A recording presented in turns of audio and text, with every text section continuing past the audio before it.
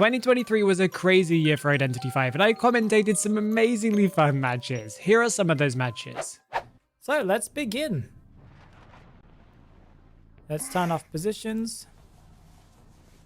Okay, trying to find a target right now. This is a nice little skin. You don't get to see people playing this skin too often. Okay, so it doesn't find anyone, but does get tinnitus. Goes towards the confined cipher machine. What's the word I'm looking for? I forgot what it's called. Confinement one. Oh, we have a bat here. There's not really anywhere for you to push them, though, because they're like tables everywhere. That's a hit on batter. That could have been a terror shock if they went a little bit more careful. Welcome, Yoshi. Okay, so the batter goes towards the building again. There is a global portal in the 2-story, but will the batter make it there?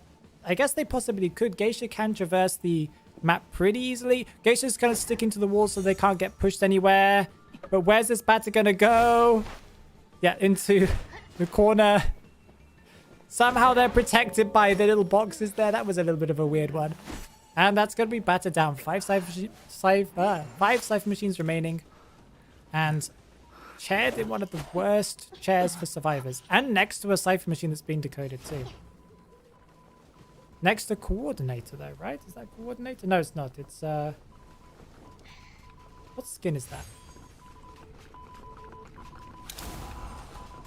I can't really tell. Oh, it was an entomologist. Okay. That was really, really weird. Thank you for the follow, Potato Juice. I appreciate it. So there goes entomologist staring and takes a hit. Giving batter enough time to maybe get up to the 2-story, but the 2-story isn't very good against the geisha because she can just dash up to you. Leave a butterfly there so she can get there faster next time if you try and loop this area. That's another failed hit there. And not a down. That's 2 missed hits. And a down there. Okay. There are some bees down at the bottom of the staircase, maybe to slow down the movement of the hunter, but no, they did not go that direction. They're going to be put on a chair down on the Lantern Street, I believe. Thank you, Potato Juice. Oh, that's a free balloon rescue, but batter does get hit once again, but that will delay some time for the survivors, giving them a little bit more time to decode. Okay, this person does have the accessory from the BSD crossover. It breaks the connection here. Who's going to come in for the rescue? You'd assume Prisoner will because Prisoner's right here, but Priestess does. Oh, that's a great bait there for the chair here, giving enough time for both survivors to get through the wall and through the portal. Okay. We have Priestess here body blocking, but that's going to be a blink, but a failed blink. I'm not sure what just happened there, but they did get over the pallet without getting hit. Will they get hit here? No, the bees take the hit. We've got 3 survivors helping out here for the batter to get out. Vaults backwards. All 4 survivors kiting at the same time, but batter still somehow gets hit here. And he was marathoning my shorts videos. And how were they? There goes a hit on Prisoner. That means almost everyone is damaged here, meaning Priestess is the only one. It's not going to be instant down. Batter is going to be eliminated here, though. 2 cipher machines remaining and accelerated decoding has begun. Oh. The portal was a little bit of a fail. It just went around the corner. It didn't go as far as it was supposed to. That is going to be a connection to that cipher machine, but it will probably be broken soon by the geisha. No? Okay, geisha decides not to break it.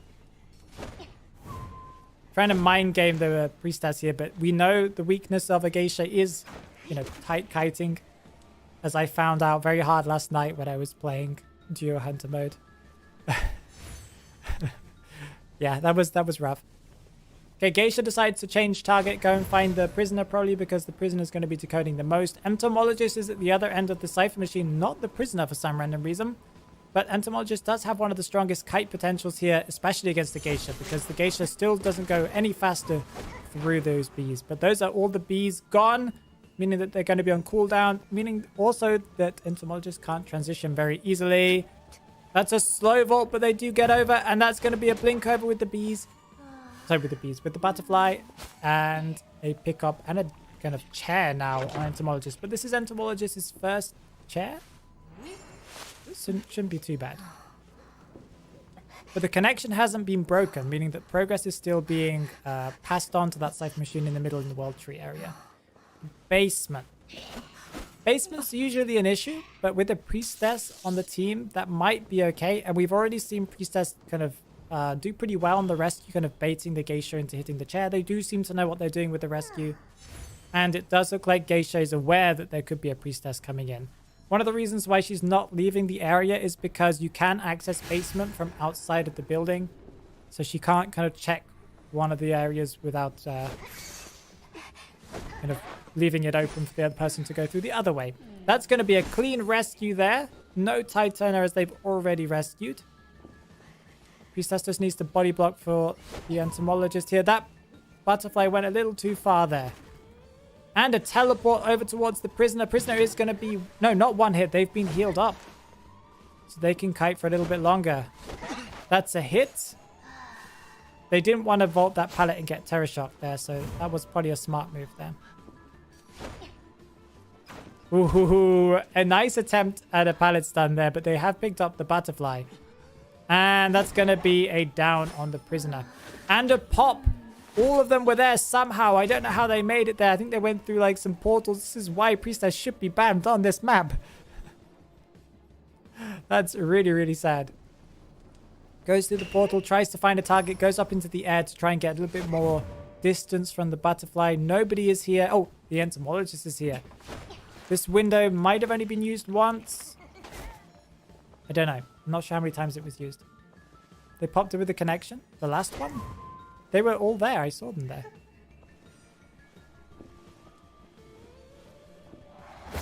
And that's going to be a down. Meaning the entomologist is going to be on her second chair. I don't know if they rescue before half. I wasn't paying attention. I'd assume not. But that is probably going to be a tie. Yep, they're just leaving. And that's going to be a tie for the survivors. Nice one.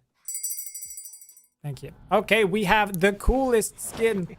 One of his coolest skins. He has a lot of cool skins. The snowman skin. I really love this skin. The turn off positions. And we're instantly going into the rolling form. Because you can transition to the closest survivor much faster. Having a breaking wheel in low tier is very interesting to see how well they control this character. Okay, Sia running into the wall. Vaulting the window, just waiting, I think, for the breaking wheel to kind of go out of his form, force him into this area.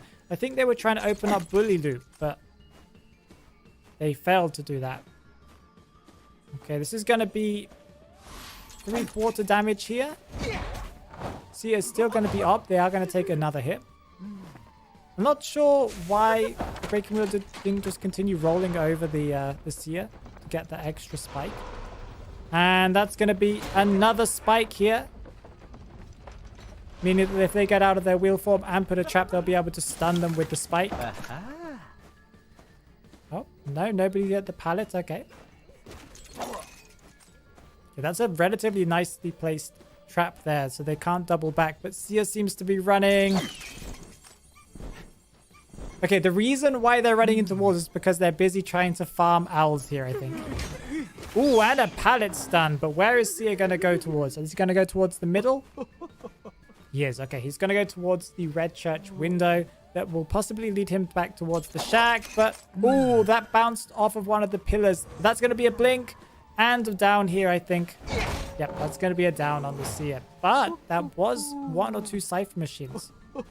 So, not bad. Not bad at all. Tinnitus already. So someone's coming in for an early rescue here. Either that or they're decoding in this exact Cypher machine. That's a bit of a problem for any survivor that's nearby. Doesn't seem to be anybody here. They do know that someone's on the way though.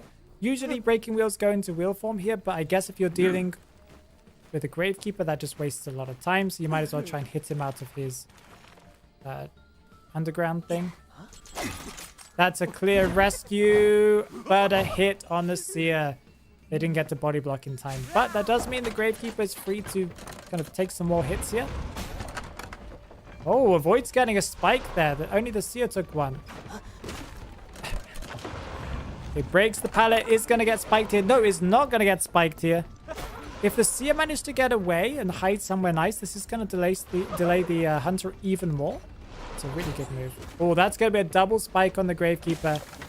Decides not to roll over the pallet. That is probably a mistake here because they are going to get...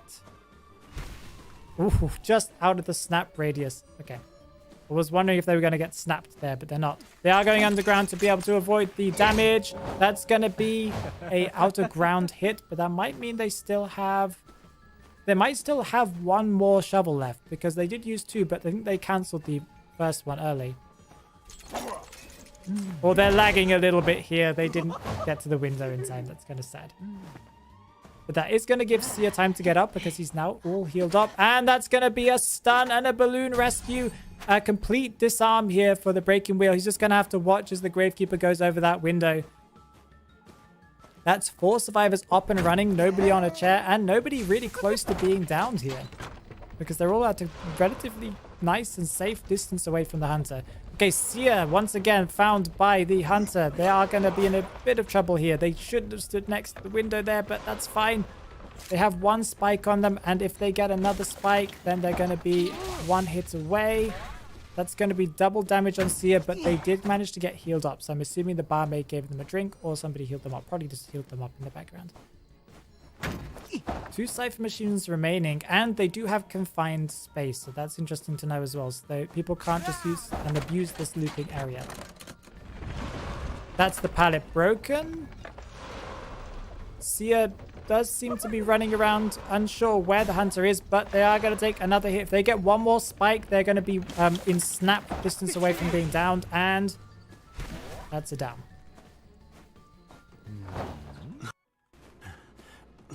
This is Sia's second chair, but I believe they rescued before half, so they should be okay.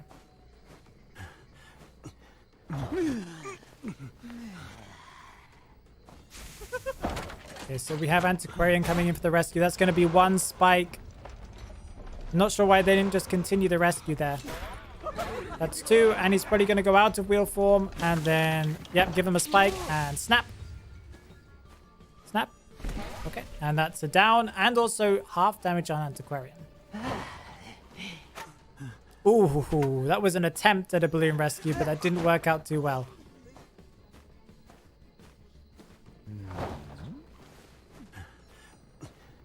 The only way of balloon rescuing is pushing them into an object, and they were standing in the middle of nowhere. You possibly could have just waited until they came around the corner, but I'm not sure how well that would work. Okay, breaking wheel goes into wheel form just to try and deal with this pallet here. That's 1 spike on the Antiquarian, and they are 1 spike away from being in snap distance, but there is 1 Cypher machine remaining. He's going to snap here. Nice attempt to try and get some distance here, but that is going to be a Cypher machine pop. And they are going to get away with that speed boost from borrowed time. Okay. That's a blink here. They do predict it and keep on running. Are they going to make it? That's going to be a down. Possibly going to be a tie here unless they come in for a rescue. This is Antiquarian's first chair. It's going to be every survivor's first chair here. Sia was the only person who was chaired this match. So if they wait it out, especially since they don't have detention that I've just noticed. No detention here. So they could come in for the rescue. If they open this gate and one of them has Titan, a barmaid might have Titan. I don't think she's rescued yet. Barmaid should just go for the rescue at this point. Okay, does not go for the rescue.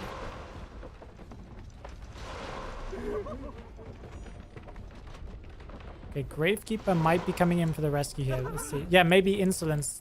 I wasn't paying attention.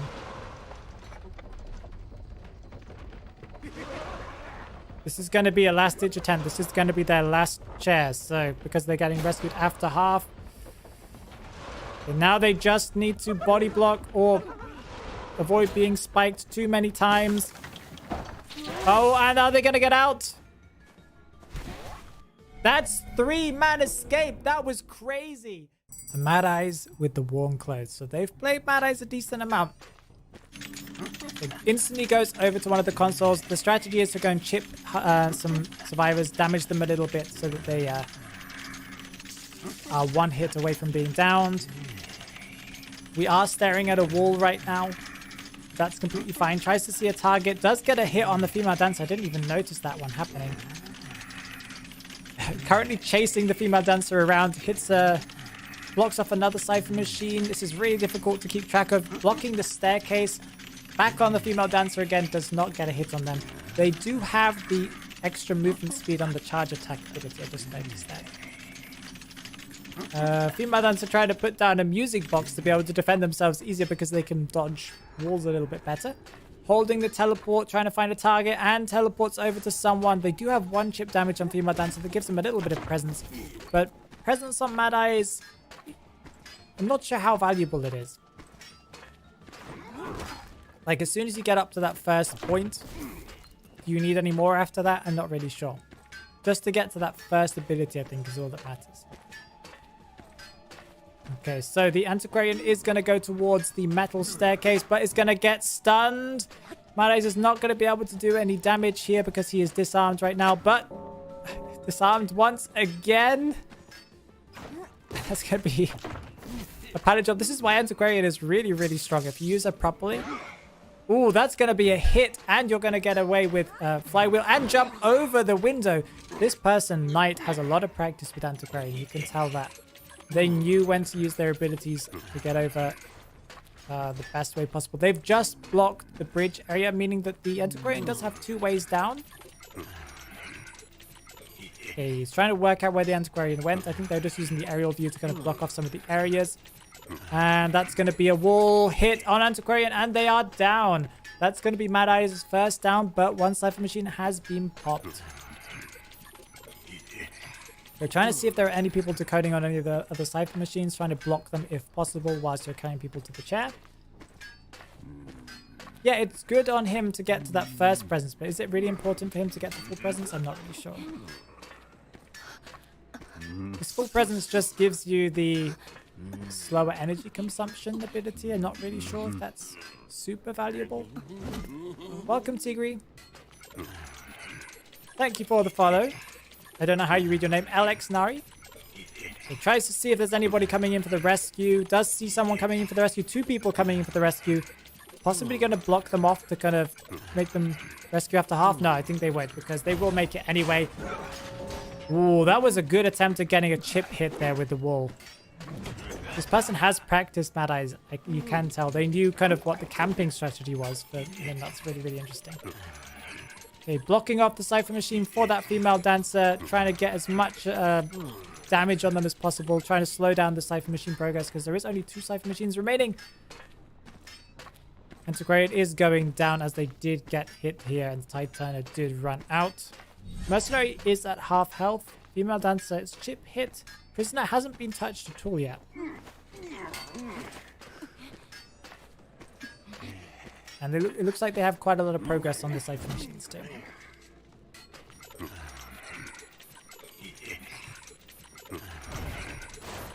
Okay, blocking off one of the entrances to the exit gate. Locking himself in with the Antiquarian, but I'm not sure. They might just be able to rescue from the side there.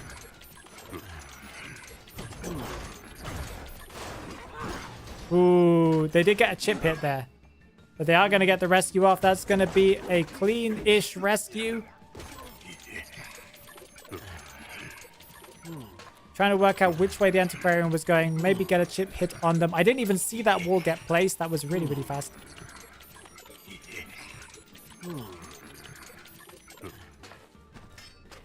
Okay, so I'm trying to work out what's going on here. Antiquarian... Oh, they popped the last Cypher. Sorry, I didn't even notice that.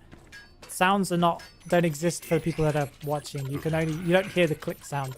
So everyone's healed back up again. They are blocking the exit gate, so maybe slow it down, and a teleport there too. Possibly get the mercenary down and the female dancer, and also the Antiquarian coming in the distance that seems to be heading now towards the other exit gate. So I think the Mad Eyes is kind of under damage control right now, trying to deal at least 1 person down or deal as much damage to survivors so they're forced to kind of not risk escaping. Oh, they do get away with the flywheel effect though. That's 2 flywheel effect characters in the match. That's going to be really rough for him. This is also a really good place to cut. Oh, they're not trying to kite in the same area. Okay, they're going to go to this not very safe wall here. Now the pallet's down. Where are you going to go? Towards the pallet and drop it as well. Transition towards the next pallet. There is a fast box over there, but is the exit gate open? I don't think it is. We already have 3 people out, so this female dancer only has to just kite until the dungeon if they know where it is. I don't think they do. A slow box. Female dancer flying away, zooming away, trying to get towards that window with the bricks on it. Maybe they can get towards the exit gate, but I don't think it's open. Oh, and that's going to be a hit. Female dancer's not getting down because they don't have the tension. He tries to block off the meat cart because that might be where the exit gate is. Apparently it wasn't there. Okay, they surrendered. Female dancer surrendered. Fair enough. Okay, we have, ooh, the fancy geisha skin. The very, very fancy geisha skin. From the previous Koa 5. Am I right about that? I probably am. See you, Smiley. Okay, found the first target, or hasn't exactly found the first target. Knows that they're in the area. Does see the scratch marks on the floor. It is Composer, the main decoder of the team. Ooh, just misses getting hit here, but does pick up the butterfly. Ooh, manages to juke there, but does run into the kind of little wheelbarrow at the bottom there. The little wheel, spinny wooden thing. And it's probably going to get hit here, and that's going to be a early down on the Composer. That's very good for the geisha. Nobody really can come in and rescue right now. Everyone is decoding. Very difficult. Hitbox moment. Yeah, geisha does have a very interesting hitbox, but there is a global portal here, so geisha does know which way they're coming from. Global portal hasn't been completely made yet. Does take a hit. Are they going to be able to make it before the geisha uses the butterfly to get there? Oh, geisha doesn't really care about testing that theory. That's completely fine. It does follow the Composer here. Composer uses the speed boost ability to get towards the pallet. Probably going to drop it here. Ooh, if they wait a little bit longer, they might be able to get a pallet stand there, but that's fine. As the map has been adjusted recently, there is a pallet missing from this area, and that's really, really strong for the hunter. But they are going to get away. They might be able to make it towards the factory, but it looks like geisha does have that plan in mind. They use a blink and get a hit on the Composer once again. There is a survivor nearby. Is it a batter? It was a batter, and that's going to be a balloon rescue. Are they going to body block? They could have just body blocked the door there. They didn't do that for some reason.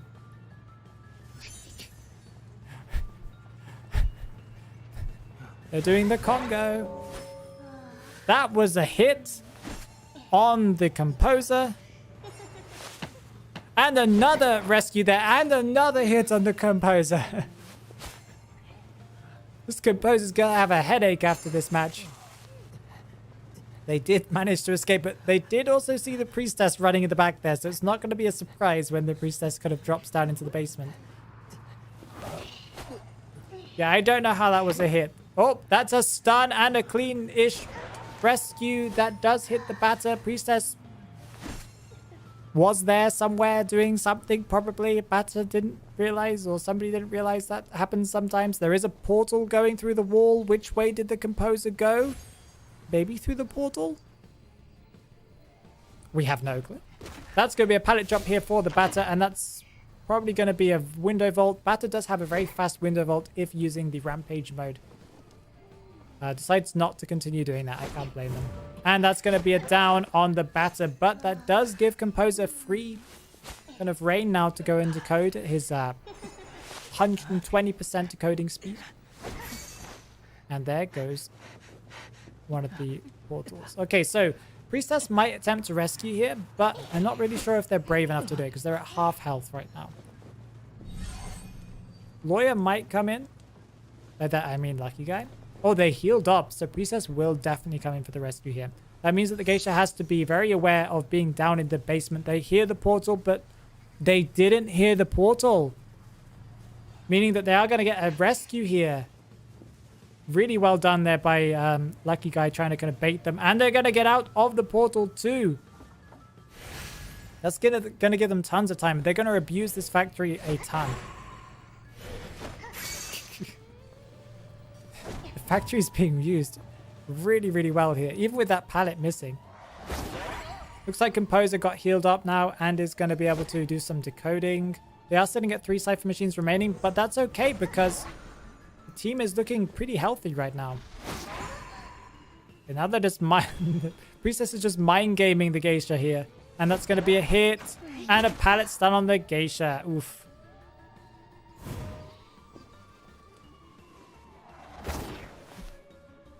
Okay, Bata gets healed up here. Priestess is probably going to go down sometime soon. Unless they just keep on doing this.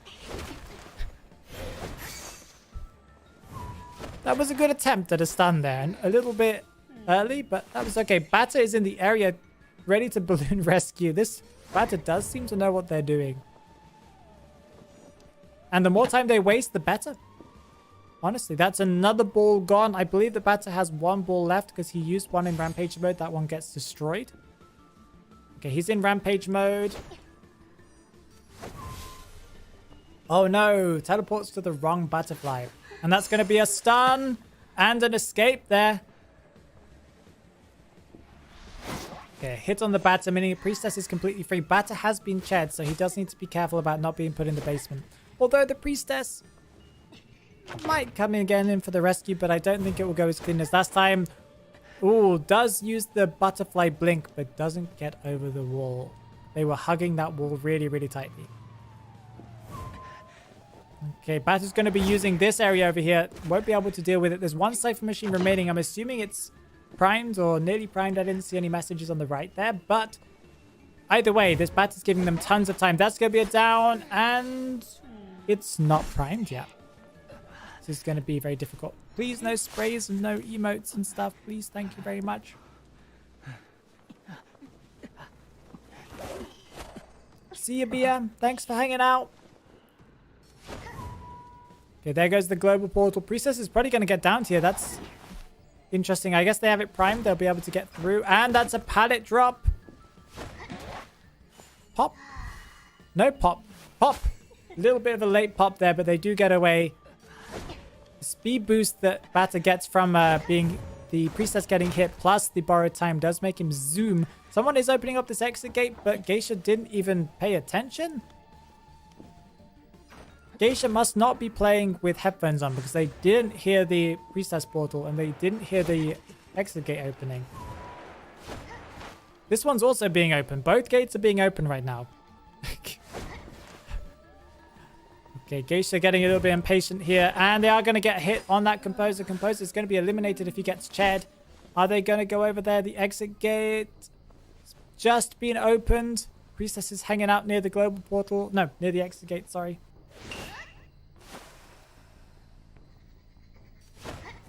Why Game Gamer? Because it means it surprises us when they have stuff.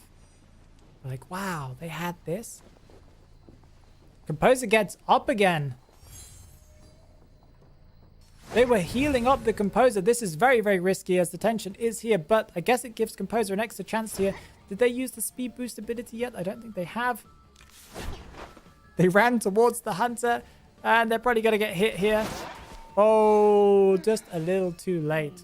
But does... Okay, the Lucky Guy might have a flare. Does Lucky Guy have a flare? The tension's probably soon to run out. They're lagging?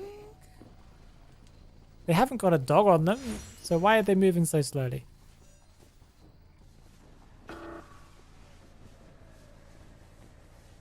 Okay, they were lagging for a little bit there, I think. Not really sure what just happened. Composer's back up again. Probably used exit path. Oh, they did run towards the Hunter, though. Oh, manages to get around the corner, and that's going to be a down once again on the Composer. Composer must have a massive headache. He's been downed a million times this match. There goes the global portal. But does the Lucky Guy have a flare gun? It looks like the answer is yes. Don't use it yet. Okay. Doesn't have a flare gun. Has a pocket watch. Okay, it was mostly just threatening it. That's really, really interesting.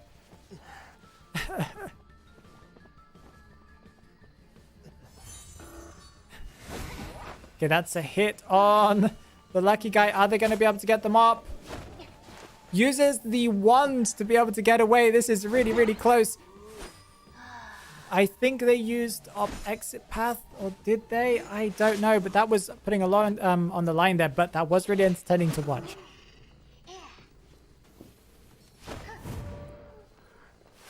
Okay. It's probably going to be a tie here. I don't see the batter coming all the way over here, especially since the batter has crows.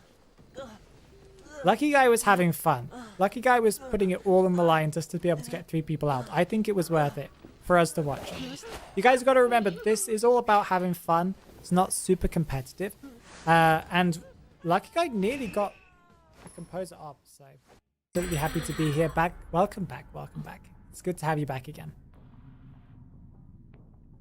Can you speak Spanish again? ¿Por qué? No quiero, no tengo práctica. Llevo mucho tiempo sin hablarlo, así que se me ha olvidado un montón de cosas. Llevo casi 6 años sin hablarlo. Okay, this is going to be a hit on the... No, that's not going to be a hit on the forward. Somehow they managed to kind of juke that. That's kind of interesting because Disciple has a pretty decent hitbox. I wouldn't say it's one of the strongest, but it's a pretty medium hitbox, you could say. Okay, that's another juke here, and the cats miss as well. Nearly a pallet stun. Forward has a really fast pallet drop, so that's going to be really difficult to chase. Not really sure why the Disciple chose to go after forward, because this is one of the strongest kiters here. They haven't even used any of their football up. Or maybe they used a little bit to get to the middle, but I'm not sure. That's a pallet stun, maybe giving them enough time to get towards the factory. But one of the issues with factory... Oh, they didn't go towards factory. I guess one of the issues with factory is there's kind of not a lot of space for you to maneuver and try and juke some of the cats. But looks like the Disciple has changed target. Is going to go after another survivor. Does see that the Cypher Machine is wiggling. It is the Antiquarian. And they land a cat as well, meaning they can jump towards the Antiquarian. But once again, this the Antiquarian does counter this character because they don't have any other type of secondary damage here. Okay, they do get a hit on the Antiquarian though.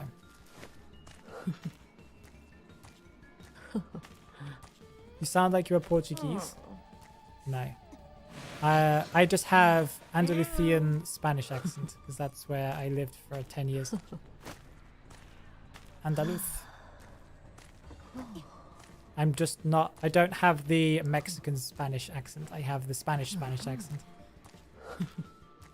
Okay, so looks like they have confined space. The Antiquarian's still alive, getting away, but are they going to be able to do a stun here? They probably will because there's a lot of wall space here. Antiquarian kind of trying to line up the stun. That is going to be a stun and a disarm, getting them over the window in time, but confined space does block the only good route for the survivor here. They used the cat a little bit too early, as the only direction that the Antiquarian was going to go was doubling back.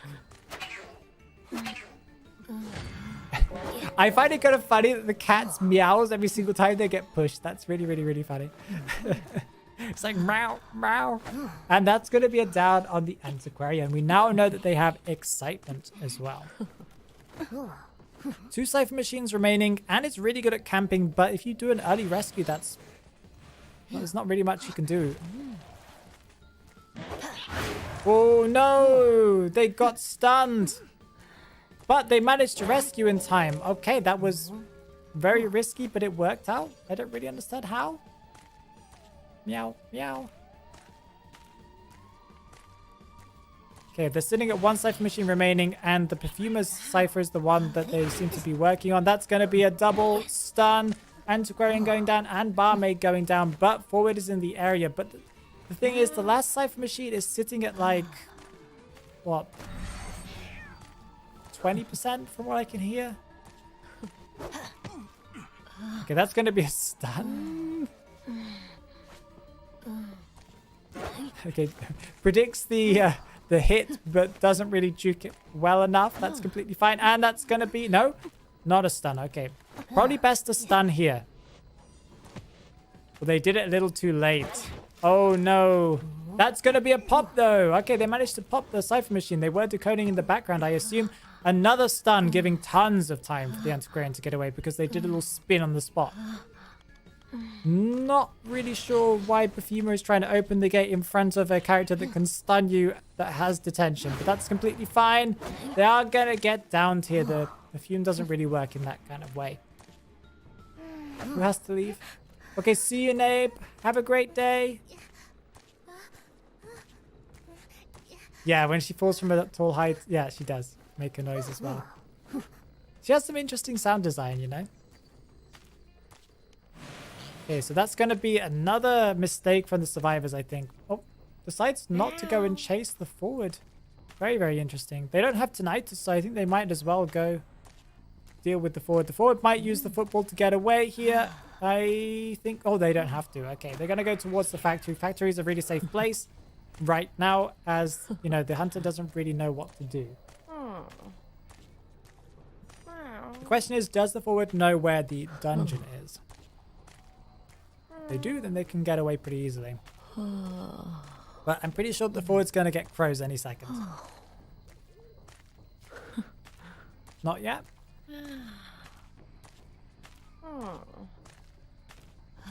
Okay, they still haven't got crows. That's interesting. Phoenix should be the cat's voice actor. Definitely. Oh, dungeon's in middle. There we go. Looks like the forward will get to the exit gate in time, and that's going to be a triple escape. Well done.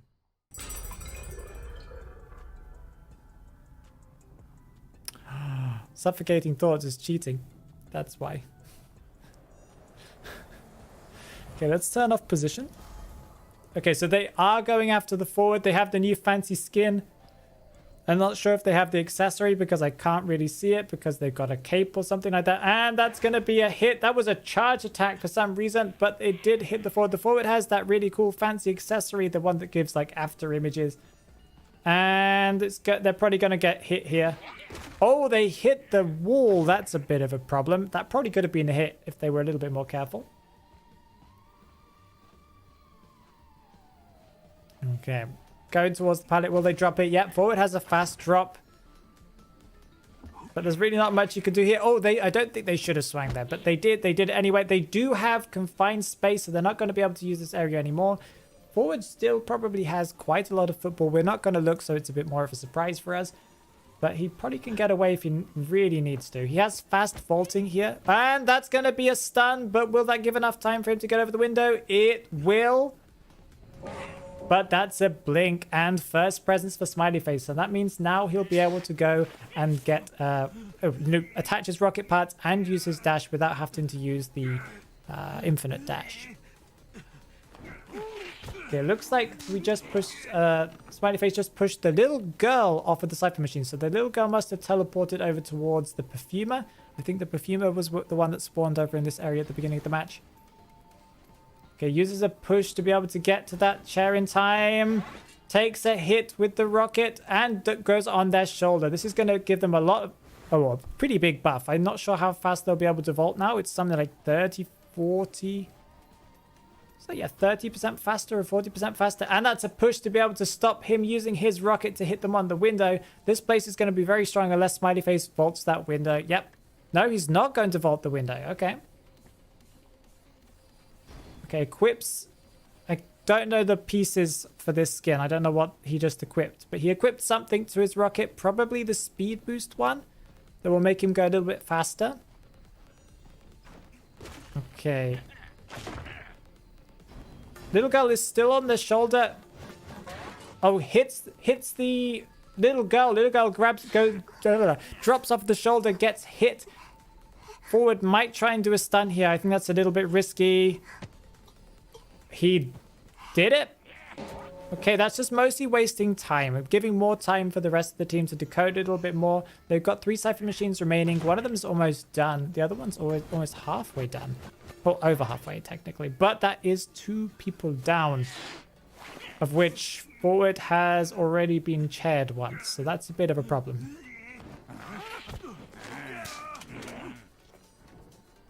Okay. So now they need to decide who's going to come in for the rescue. Perfumer would do pretty good here because she'd be able to like absorb some of the double hit possibility, chances of getting double hit by the rocket and then getting hit again. She'll be able to perfume the first hit so she'll be full health and it won't fail the rescue. Painter does get his chance to look at the face of the hunter and maybe start painting, but he's going to be one of the riskiest characters to play here. Does have Tide Turner. Painter gets hit. They are probably going to go and rescue the little girl. Forward is trying to get the attention of Smiley Face just to kind of prevent him from going after the little girl too. That's going to be a blink and probably a hit here. Yep, that's a hit around the corner. That's 2 people that are going down. Little girl has been rescued. Just break the pallet. Yeah, there's no reason to hit the spider. You're already full presence here, so Okay, one Cypher machine remaining. It might be primed. I'm not going to tell the people if this person is listening. Perfumer decides to use a perfume all of a sudden. Not sure what that was all about. That's fine though. Maybe they were predicting a blink, but the blink was already used. Maybe they expected a dash. That's fine. Little girl is on the shoulder and cancels Smiley Face's dash, but that does make his cooldown a little bit shorter. I think it becomes 4 or 5 seconds instead of the full whatever it is originally. It's 3 seconds with the increased cooldown ability in duo hunter mode, so I can't really remember. That was an infinite dash, but does crash into a little pillar here. Equips another infinite dash, I'd expect, or I'd assume. Welcome, Capitalist Mary. Hello, how you doing? I love how you named yourself that as well. Welcome, Hoodie Lamp. How you doing?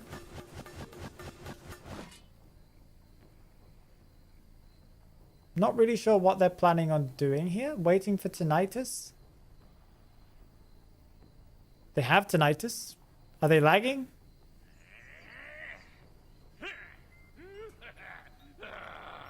My Twitch chat just died. Like my browser just died on the left there. That was a bit weird, but that's okay. Super tired from mock exams. Oh, I'm sorry about that. Exams are not fun. Not fun at all. Could be lag, could be something else. Maybe they got annoyed at something. It's very difficult to know, but probably lag. Okay, anyway, that's absorbing one of the hits. I don't really know why they absorbed the hit. That could have been used later on. That's going to be a down and a painting as they get rescued. Not rescued, healed up by borrowed time. My Twitch chat keeps on dying every 5 seconds. I'm working on it. Okay, tries to get over the window. Does get over the window. Somehow that still hit. That was a great example of Smiley Face being, his hitbox being extended. This sometimes happens with undead, but very, very rarely. You have to line it up pretty well, but that was a pretty crazy hit there. Maybe he slow vaulted and was still in the animation, but that was still kind of crazy. And that's going to be 2 people out playing undead. You're an amazing person. This is the content we want to see on this channel. We want to see Percy all the day, every day.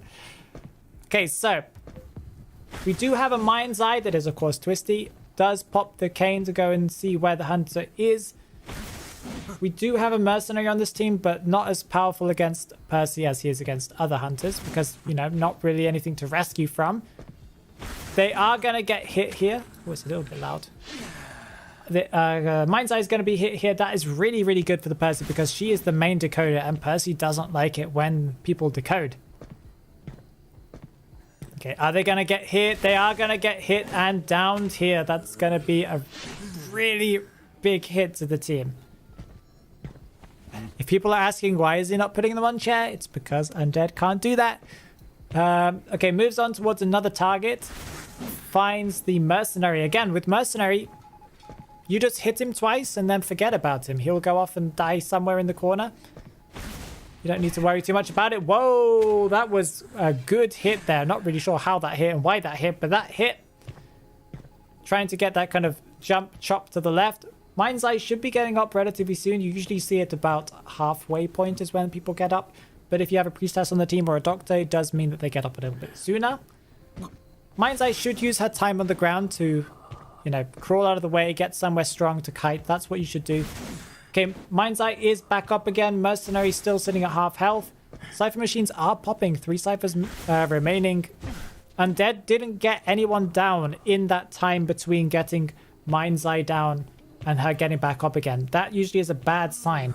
If Undead doesn't get someone down straight after getting somebody else down, usually means you're going to get a tie or a loss. But you never know. Okay, probably going to use the slam here. That is a strong ability, getting a double hit onto the Mind's Eye. Well, 1 hit. Technically, a slam stun. If they have teleport, then they might go and teleport to another Cypher machine? No. Do they have blink? Or what do they have? Did they use peepers? I didn't see them use peepers a single time. Okay, finds the Perfumer. Perfumer's a really bad person to chase right now, especially since you need another down. You want to go after little girl, kind of eliminate her. She doesn't have any extra health.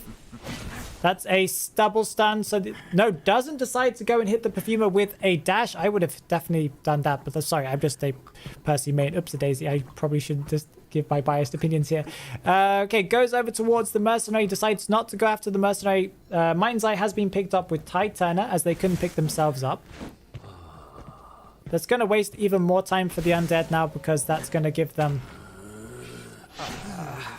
more time to kite, essentially. That's a hit on the little girl, and not a pallet stun. They are covering a little bit more ground. With Percy, you can only do a jump to your left or your right, not behind you, and you can't jump over those items. They're too thick.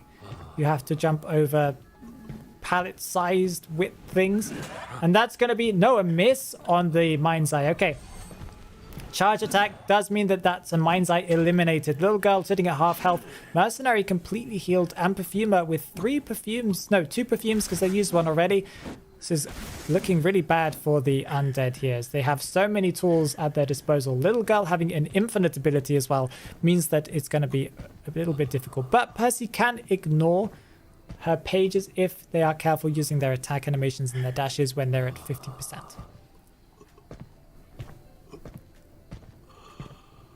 Okay, does have Tinnitus, sees the scratch marks on the ground, dashes, but is not at full charge, so they can't just walk through the pallet with an attack. Perfumer still hasn't used any of her, well, she's used 1 perfume, she hasn't used any of her other 2 perfumes, so she could just perfume this, decides not to perfume this, and does get hit in the process. They were trying to get a pallet stun, I do understand that completely. This is a very strong area against Undead, you just need to keep on kiting. That's a pallet stun!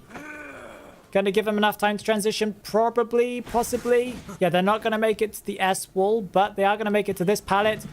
Don't throw it, don't throw it. They're gonna get hit. No, they don't get hit here. The light post was in the way. Oh, mistiming the flywheel effect and getting down here. Perfumer does have a lot of time to wait, though. Oh, they do have Peeper, okay. I just didn't see them throw it down. Peeper's really good. First of all, because it slows down their healing on the ground, but it also helps you to see if anyone comes in for the rescue. Often you'll see survivors crawl out of the range of Peeper before they get themselves picked up by someone, just so that it means that, because you crawl so fast, you can get out of the way, and means that they don't know when someone's coming in for the rescue. Okay, uses an elbow pad to get around. They're not going to get to the Perfumer in time. It would be a good idea, honestly, if they go and pick up that Perfumer, because then she'll have a exit path to use on her own, but don't get terror shocked here. Okay, that's going to be a stun on the Mercenary, but not a hit on the Perfumer. Perfumer does have exit path if they get knocked down here. They do. Cypher machines get popped. I think they popped it after she got hit and not before, because if not, then she's going down anyway. Okay, yeah, that's good. That's going to be a pallet down and a dash all the way up. No? Okay, they drop down with the perfume. So this means that Percy just needs to wait it out, wasting so much time for the Percy and giving tons of time for little girl and Mercenary to get out here. She just needs to go and die near dungeon. Okay, she didn't make it to dungeon. She might be able to crawl to it, though. They just need to... Well, they shouldn't have gotten out, though. Uh-oh. She's nerfed pretty hard because of him, so... That's good, because Mechanic needed to take her time out of the spotlight, because she's been meta for her whole existence. Okay, connecting up some Cypher machines. Are we full screen? We are, I think, so that's really, really good.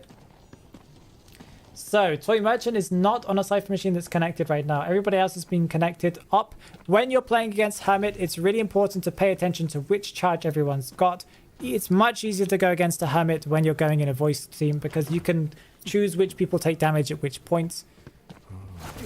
That's going to be a stun on the Entomologist. Are they going to get over the window in time? No, they don't, but that's going to be a missed hit. They're going to be able to get away with their bees. They're going to slow them down here. Get to the pallet. That's going to be a pallet drop. Hermit, a little bit rough in the early game because you have such a long cooldown for your stuns, and if you miss it, Just waste such a long time. Are they going to get through the pallet in time? No, they don't. But that's going to be one hit on Entomologist. They still can take one more hit. No, 2 more hits. They can still take 2 more hits. Or more if they get connected up to the right charge. Make sure that the survivors need to make sure that they use the charge and swap to the charge that Entomologist gets given. Since Soy Merchant isn't connected up to a Cypher machine, she can be the default rescuer if necessary. Oh, knows exactly where the Entomologist was going to go down. Drops down but doesn't hit. Giving them a red charge, meaning they're going to be able to take 4 hits now. Oh, or up to 4 hits if they don't get stunned again. If they get hit normally, then they're going to go straight down, but that means you can't really stun them. Okay, looks like Entomologist is using the bees to be able to speed up and go down. Blinks down, tries to get a Terror Shock on the Prospector, is standing in a pallet. Prospector decides not to pallet stun. Pallet stuns. Decides like, oh, should I pallet stun? Yeah, let's do it. That does waste the pallet, but it was fun to see. Throws a magnet down, but does miss it. Gives them the red charge, but that is going to split the damage with the Enchantress, meaning that they'll both go down, I think. Unless Entomologist gets connected. In that case, they're not. None of them are going to go down. That's a stun and a pallet stun. And another magnet as well. Hermit changes the connections to kind of give everyone a red connection, except for Enchantress, apparently. To slow down the progress a little bit more on the decoding. Prospector does get stunned here, gets pushed away. Freed from the stun a little bit earlier, but Prospector is still alive and will take 1 more hit. Lands but does not get a stun on the Prospector. Does want to split up the damage to be able to possibly knock down or put everyone at 99% health. Or 1% health or whatever you want to say. Because this damage will be split between everybody else. That's going to be Toy Merchant at half health, so she can be healed up. Entomologist a little bit above half health, and Enchantress as well. Nobody decoding right now. Or somebody is. They probably are healing in the background.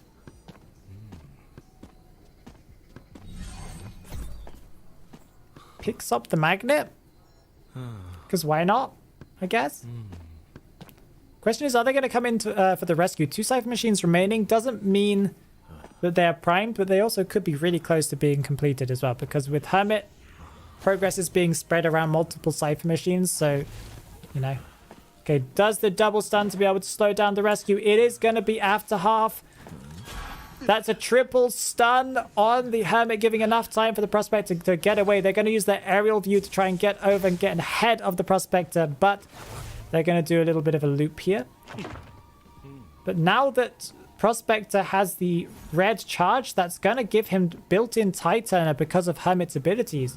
So Prospector's not going to go straight down here, even if he does get stunned. Oh, and that's a push away. Looks like Enchantress is hanging around to slow this down a little bit longer. That's enough time for Prospector to get away, but Entomologist is going to go down in the background. But that's completely fine because one Cypher machine is remaining. She can heal herself up with Exit Path possibly, then get fully healed for the end of the game. Oh, drops the pallet, does get stunned, but gets caught. Are they going to get over in time? That's a Terror Shock. Oh, that's very, very painful.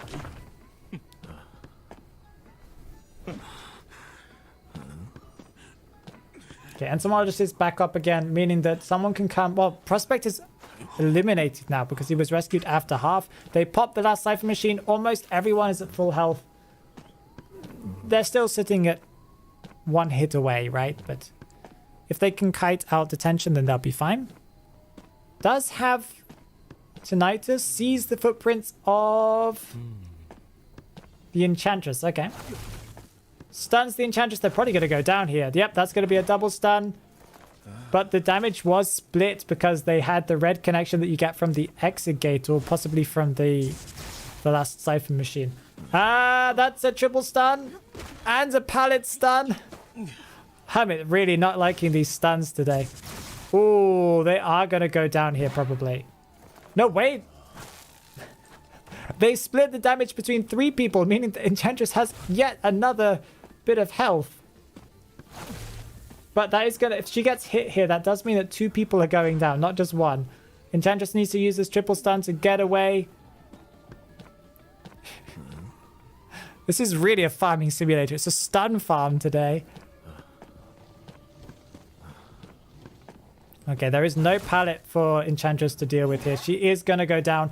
Everybody going down. I'm not really sure why they all got the electric connection here, but everyone has just gone down. Oops. Now, all the merchant has to do is just go over to them and pick them up.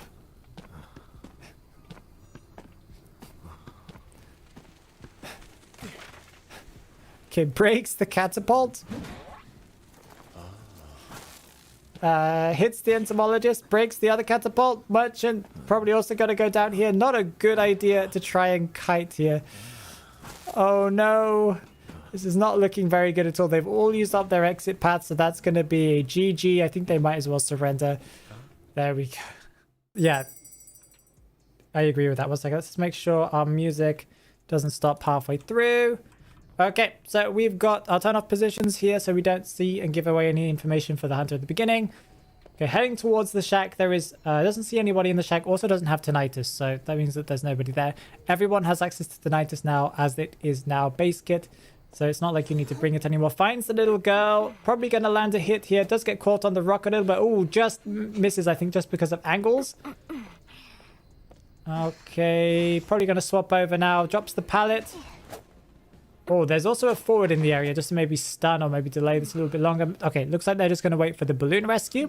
Kiting over towards the kind of closed wall area with the 2 pallets. It's really good. Oh, okay, does assist in the kite a little bit, but does kite towards where the little girl is. Also camps the pallet. Not really sure what that was all about, but it worked, I guess. Little girl decided not to get on forward's shoulder and decided to maybe hang out in the corner. Okay, decides not to. Looks like Bloody Queen is going to go and change targets. Let's go and find somebody a little bit easier. You don't really want to be chasing a forward plus little girl combo. Does use a mirror to see if there's anybody over by that Cypher machine. Does see that there's an entomologist going up the stairs. The entomologist for some reason changed to go down the staircase and then got hit halfway down the staircase. Uh-oh. Okay, bees here to kind of slow down Bloody Queen. Does get rid of them before they take too much damage. Or they might have already been hit by the mirror. That might be why they dismantled. I'm not really sure. We couldn't really see that through her. No, okay, they were just dismantled by her. Okay, uses the bees to slow them down a little bit more. This is going to be great for the entomologist because she could just abuse the factory a little bit longer. Unless she gets hit here. Nope, she's transitioning away towards where sometimes the dungeon spawns. But she is going to go down. 4 Cypher machines remaining, but a lot of progress on a lot of the Cypher machines, so it's a little bit deceptive in how much progress there is across the map. This chair is pretty interesting though, because everybody has to like transition into the open to get towards you, so you know exactly who's coming in. You can sometimes stuff rescues on this chair because you know exactly where they are. Okay, uses a perfume just so that they don't get double hit on this rescue. Has to perfume back again. But that is going to give entomologists more chair time that is going to risk being rescued after half. Okay. Rescues just before half. Uses the mid to try and get the entomologist here. That's probably going to be hit. No, it's a body block for the perfumer. Nice. Entomologist is going to get away and kite for a little bit longer. Oh, no, they are both getting down. That is a problem because that means there are 2 survive. Oh, doesn't swap inside. That's fine. That's 2 survivors now that are going to be down and not decoding. So only 2 people are going to be decoding. Essentially 1 because 1 person has to come and rescue unless they're going to leave entomologist on the chair. That I don't think will happen, but maybe will happen. Okay, Bloody Queen goes over to pick up the perfumer. Go and put them on a chair as well. Sometimes you don't want to do that. You just want to leave them on the floor because you want to kind of stop any incoming rescue, but once you know more or less where they're coming from, and this chair is a really good way of seeing that, it doesn't really matter too much. Break both of the pallets. This kiting area is now useless, especially if there's going to be a dungeon here later. that I think there isn't one because we've already had the reveal of the dungeon. That is entomologist eliminated. That's a little bit sad, but that's how the cookie crumbles. And that's going to be a hit on the forward, and they're both kiting in the same exact direction. Now that Bloody Queen is at full presence, it means that they're going to have the mirror version of themselves. They're going to get downed here, and they tried to use a perfume to double back, but they could not. Forward is hanging out here. Oh, does actually do the stun and manages to get away with it. It wasn't a long enough stun, but it is going to give enough time for like one Cypher machine remaining if they've got it anywhere near primed. Oh, that was an excitement, but they hit the forward instead of the perfumer, meaning that forward is going to go on the chair unless they use the mirror here to catch up. Oh, perfumer, very smart, kind of kept herself pretty close to the window there, but that is going to force little girl to come in for the rescue. She is going to be able to teleport to the perfumer if she wants to save some time. But someone's got to decode here. This is a live match, no to killer. This is live right now. Everything is live. Okay, does see the perfumer heading towards the Cypher machine. Little girl's going to get a free rescue here. Hope they are going to rescue before half, though. This is getting really, really close here to the perfumer. I think they're probably going to go down on the next swing. Yep, they're going to go down. That is a rescue with Tie Turner. So that is everyone's Tie Turner used up here, I think. Perfumer's going to go on the chair for the second time, meaning that they are close to being eliminated here.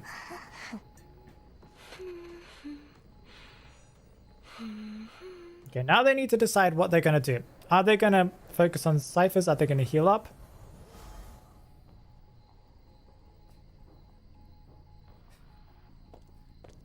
Bloody Queen looking around, having some fun. Mia, did the pin chat in Twitch, is it not there anymore? I added it before the stream. I can add it back again if you want.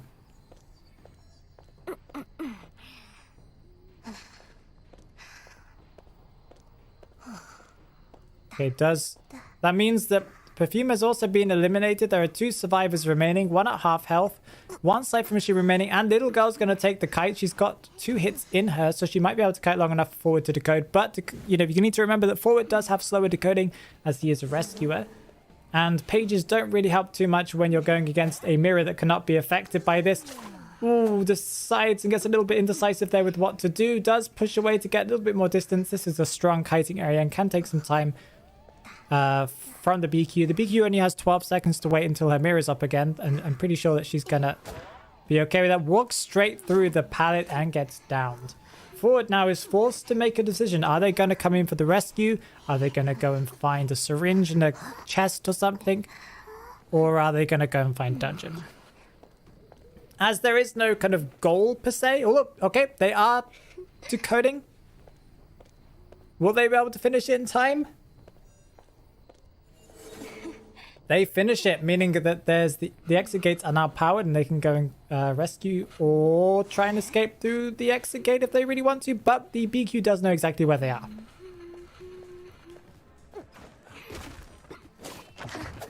This is very interesting here. Do we know which trait they swapped to? Oh, they swapped to excitement. There you go. Oh, that's close to being a down. They are going to get down here anyway because of detention. Little girl's going to be eliminated very, very soon. And I don't think even with forward's extra struggling speed, he's not going to get out as they get put next to the Christmas tree. GG. It all fell apart about after the first rescue, I think. Thank you, Nabe. Let's see who spawned where, but we have a Lucino. Let's see how this one goes. Oh, the bone flute skin, one of my favorites with the pincer accessory. This is cool. This is probably my favorite Lucino skin, probably. It's a really, really good one. Okay, tries to find the person who should be at first stop. Does not see them over the side there. Okay, does see their footprints or their scratch marks on the ground over here. Also want to just hide this. Oh, they were hiding around the corner, but the bubble is gone. They are safe for a little bit longer. There's no jump slam ability yet, so they can just walk through the pallet. That is a hit on the gardener, meaning they're going to be able to transition towards probably the tram. If not yet, they're going to the tram. But Lucino can somehow sometimes jump over that. I didn't know he could do that. Usually it kind of bugs out when you try and do that. Okay, Gardener has been downed, meaning they're going to be put on the chair. This chair has not been broken by the Gardener, I believe, because they just spawned. We've got a Composer, a Thief, and a Cowboy. A very interesting selection here. Okay, so Lucino, really what he wants to do is he wants to get an early hit on the Survivor, especially if he has the ability, I forgot which one it is, like Withering as well, and the one that gets rid of, shortens your attack recovery. Okay, does not get a hit on the Cowboy here, so they can't really transition back and get a second hit or a double hit. They're probably going to hit the Cowboy here, decides not to hit the Cowboy here. Okay. It gets a hit and probably going to use a slam attack on one of these pallets. If nope, they're not. Okay. Jump over, use the crash, but doesn't have the Persona Web that gives them the speed boost when they land. Okay, that's interesting to see. That's a really good one to take on Lucino. The one that gives you speed boost when you jump out a window, because it also triggers when you do a drop, normal drop from the jump, or if you use it from what's the word I'm looking for? If you hit a wall by accident. Okay, they do get the lasso here on the Garden. I mean, they'll be able to transition away. Gardener nearly gets hit here. She's going to go up the slide. Oh, she does get away in time, but Lucino will be able to use a jump. Decides not to jump and slam, just to follow straight behind. Does get a hit as that pallet gets dropped. He does have a very fast attack animation. Not tram, you know what I mean. The roller coaster. My brain doesn't work, okay? Oh, that's a down on the Cowboy too. That's a double down. 3 Cypher machines remaining, and I think the survivors are pretty far away. So this is a bit of a problem because someone will have to come in to rescue. And that means there's only 1 person decoding, and there are 3 ciphers, so it's going to take a long time to decode. Okay, jumps back to put this person on chair as well. Okay, so this is Gardener's second chair. Possibly eliminated immediately. I don't know if they managed to rescue before half. I hope that they did. They did. Okay. It looks to me like Lucino does also have the trait that makes the chair go faster. Control freak. Maybe not. It might just be my imagination. Okay, that's a hit on the Thief. Thief is running around and getting stuck on things, but that's completely fine. They're going up to the 2-story. 2-story is not a safe place against the Lucino. They are getting hit here. Cowboy might be able to make it in time for the Gardener. Decides to teleport to the chair to stop that Cowboy from getting anywhere near. Whoop. Okay, does get around. They get the rescue. Gardener's going to go down again, but Cowboy does waste some more time for their survivor teammates because now they need to put the person on chair. That's a solid, what, 5-10 seconds lost there? Okay, Cowboy is transitioning towards the open area here. There's a little bit of a problem unless, I guess, you use your lasso, but they do get hit once again. Thief will be able to get themselves back up again any second now. Composer's still in the background decoding. It's nice that your decoder is a faster decoder over here. Oh no, Composer is not decoding. Composer's helping Thief or something. I'm not really sure what happened.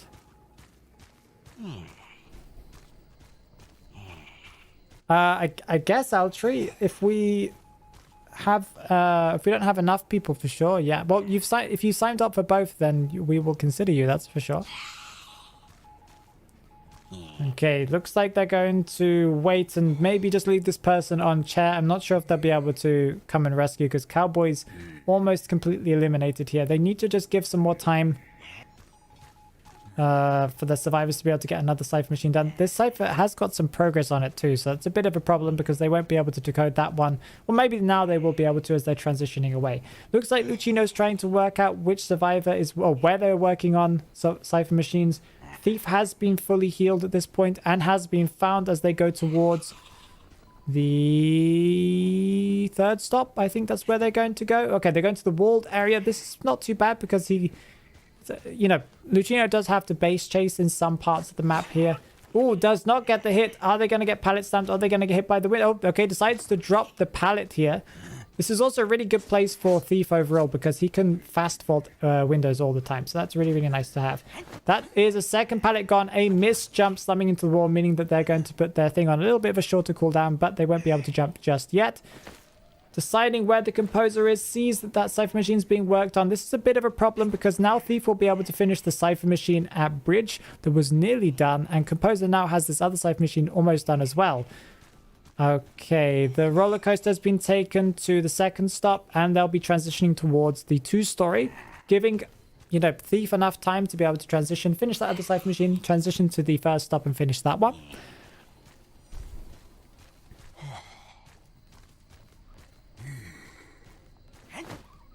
It uses the Lucino trick that I talked about on a video to try and sneakily hit somebody by surprise, but it did not work because they were not anywhere near there. That means that they are going to go and drop down from the window, giving more time for the Thief to be able to finish things. Unsure what the Thief is doing. I thought the Thief would have finished the Cypher machine that they had nearly finished earlier. Looks like Composer using the speed boost ability misses one of the calibrations, I think. That's completely fine. They are going to transition away with the speed boost from the hit, but Lucino will quickly be able to catch up with this triple jump here. Okay, this is going to be mostly a mind game area, but they do get hit through the pallet. One Cypher machine remaining and unsure where the Thief is.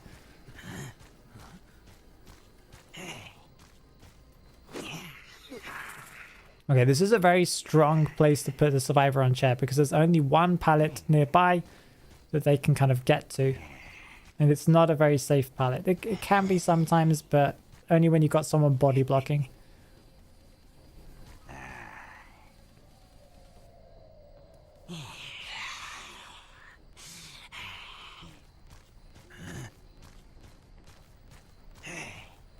Okay, does not see the Survivor, I think, so they're going to transition towards the last stop, trying to get some tinnitus, but will not get any tinnitus because the Survivor is heading towards the Composer right now. They have found Dungeon, though, so that does leave them without an option. Teleports towards the last stop to try and get as close as possible to where the Survivors were, but... Oh, does see them in the corner of his eye. They're both double kiting towards the Cypher machine. That is a little bit of a problem. I think they need to go and split up and go to different Cypher machines. Oh, avoids getting hit here. Will the Thief use any stuns or, well, flashlights? Looks like they won't. That is Composer down, and he's going to be eliminated right now because he was rescued after half. Thief now has to transition all the way over towards the last stop to be able to get out of dungeon. I think he might make it, though, because if he goes through... Yeah, he's probably going to go through the tent here. That means that he will be kind of safe. No, he didn't go through the tent. He is risking getting hit here from above. Oh, that is one hit on the Thief. All they need to do is just transition, and they get hit as they get stuck on the pallet. That does happen. It's a real pain when that happens, but well done. And that dungeon was so close. Oh, I think our Lucino's going to let them out of dungeon. Very chivalrous, his mate. Nice one. Play a character that's consistent. Go for rescues because nobody else will. Okay, here we go. So we've got... okay, they are going towards the entomologist here, but I think the entomologist will be able to transition over towards the factory. It's a very strong place for the entomologist to go and kite because of the bees. Okay, Mercenary swaps places with the entomologist. Yeah, Mercenary swaps places with the entomologist here, so they are going to go after the Mercenary anyway. Oh no, tries to get away and gets hit. Okay, the entomologist was hiding, but it did not work out very well. Okay, so that's an early hit for the Night Watch here. They do not have insolence from what we can tell. I should be hiding this, I'm sorry. So that means that they won't be able to get their power super quickly. That is going to be a B. Oh, okay. Wastes more time by swinging in the midair, but that is just how things go when you're going against Entomologist. He has a very slow vault animation when not using his wind ability currently. That's going to be a pallet drop. Nice. That's going to be a nice clean pallet drop here. They are going to be able to kite around. They're going to use their speed boost. I forgot what it's called. Cyclone charge or... I forgot on the names. I should know the names. That's a blink and a down on the Entomologist. 5 Cypher machines remaining. We do have a Mercenary nearby, so he's not going to have to transition too far. He might be able to decode just a teeny weeny bit.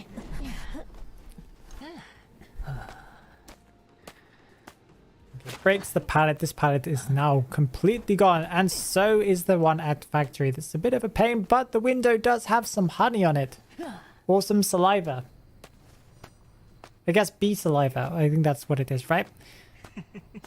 Okay, so Mercenary comes in for the rescue, gets a hit on the Mercenary. Now they're going to be able to get a nice, safe, clean rescue. Misses the wind ability, the Tempest Cyclone Tempest ability does get the hit on the entomologist. Will probably also get another hit here on the mercenary. Mercenary and entomologist will go down. But the question is, will entomologist go down somewhere safe? No, because... yeah, nowhere hidden, because I think we just saw their scratch mark. So we'll be able to see her going down any second now. But that's going to waste some time, because now Nightwatch needs to find... oh, okay, we don't actually know where she is. We saw some scratch marks, but she just disappeared. So this is going to waste some time. Oh, she went all the way to the Execate. That's honestly a great place to go down. That has wasted so much time. Bee saliva. I think it's more like bee vomit, right? That's... I think honey is bee vomit. Or saliva. And I think it's bee vomit. Someone scientifically looked that up. So next time we see entomologist vault a window, we're going to be like... because she's a, you know, for bee effect. Okay, so entomologist gets rescued. Will the psychologist be able to body block? They won't. The pallet has not been dropped, and they managed to not get hit there. There goes the bee. The bee is going to protect them a little bit more as they go around the corner, but since she was nerfed a little bit not too long ago, she will get hit through the bees if within close proximity. Uses the wrong kind of suction ability. I was going to call something else there, but that's completely fine. That is a down on the entomologist, meaning she's going to be eliminated. But will they be able to get a hit here on the psychologist? They do get a hit on the psychologist, so that's going to put them at half health. 2 cipher machines remaining, 2 survivors decoding. Ooh, does miss the hit there. Misses the hit again. And that is going to be a double down.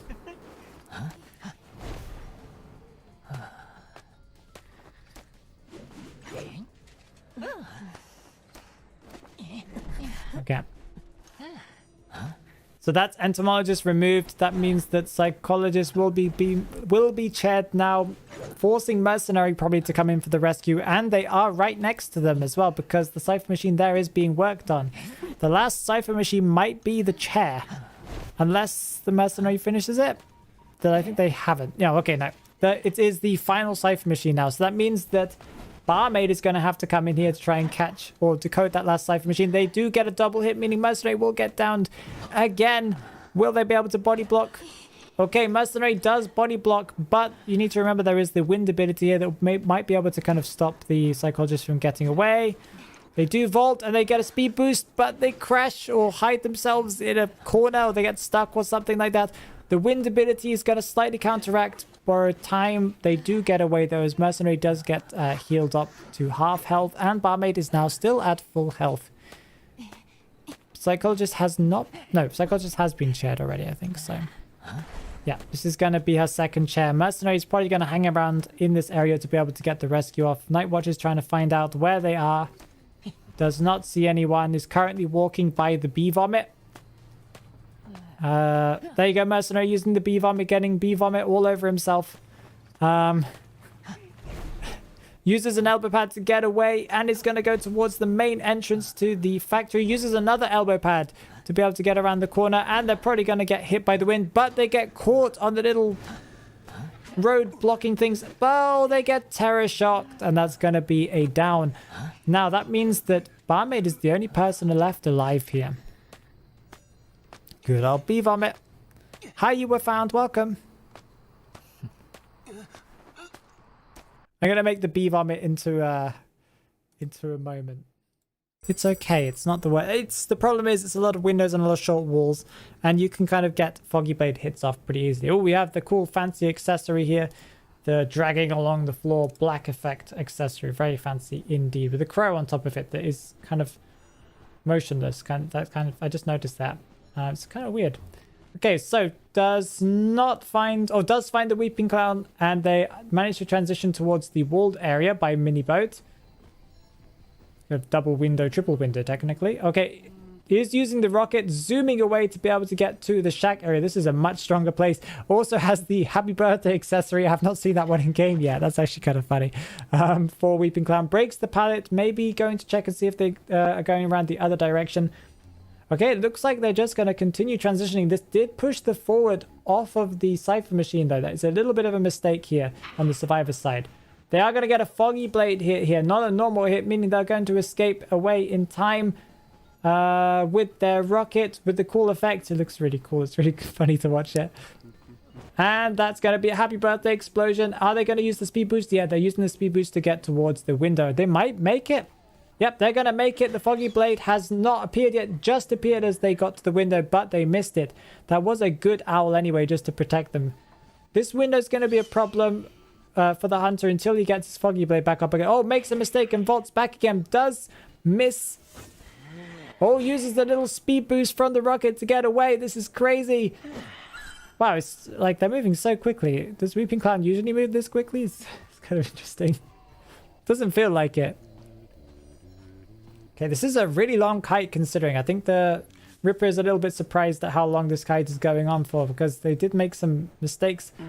Both of them made mistakes here, but it's very interesting. Okay, that is another key pallet gone. This window is a little bit of a problem. Oh, nearly gets a fancy foggy blade there. Just a hair off getting hit there. They're going to get over the window, and this area is going to be abused once again. Most of you want to hold on to that foggy blade until they kind of turn around the corner, then you just hit them with the foggy blade as they're vaulting from a distance, but that did not work out here.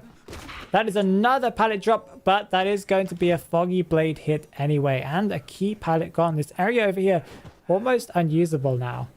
You're dragging them across the floor, forcing somebody off of a cipher machine. I believe this is I guess it's the seer. Okay.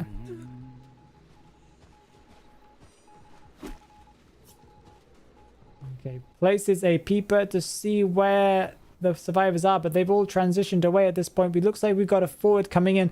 This part could make or break the match. If they fail this rescue here, this could turn this whole massive advantage around that the survivors have managed to get. Oh, they are going to use their foggy blade.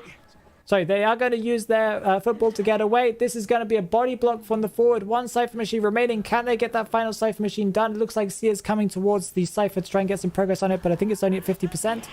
That pallet has been dropped. Foggy blade should be coming up soon. That is another hit on the forward. Forward should be going down any second now. Ripper trying to force the Seer off of the final cipher machine. They do need to probably start another cipher machine just in case, because they currently cannot decode when there's somebody blocking them. Hello, some stupid Kinney. Welcome. How are you doing? That's their name. Sorry. Okay, gets a... or misses the foggy blade here, meaning the Seer will get away. Forward is going to be put on a chair, their first chair. The other two survivors are probably healing up right now in the background.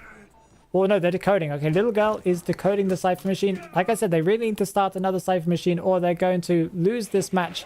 It's currently sitting at a bit of a risky place for the survivors as they haven't really got any progress on anything. That's going to be a down on the little girl, and this is probably going to be a quick down on the forward. Decides not to chase after the forward here. Maybe they were just worried that they would use the football and zoom away, but that was an interesting decision here. Little girl will be going down any second now. That is little girl down. They'll be dragged once again towards the cipher machine that has 50% progress. Will forward try and stun? He might attempt to. He might have to do it on the rescue. Yeah, he's going to do it on the rescue. Oh, excitement. Dodges the foggy blade. Gets down, though. That is a bit of a problem. They were very close to getting that rescue off.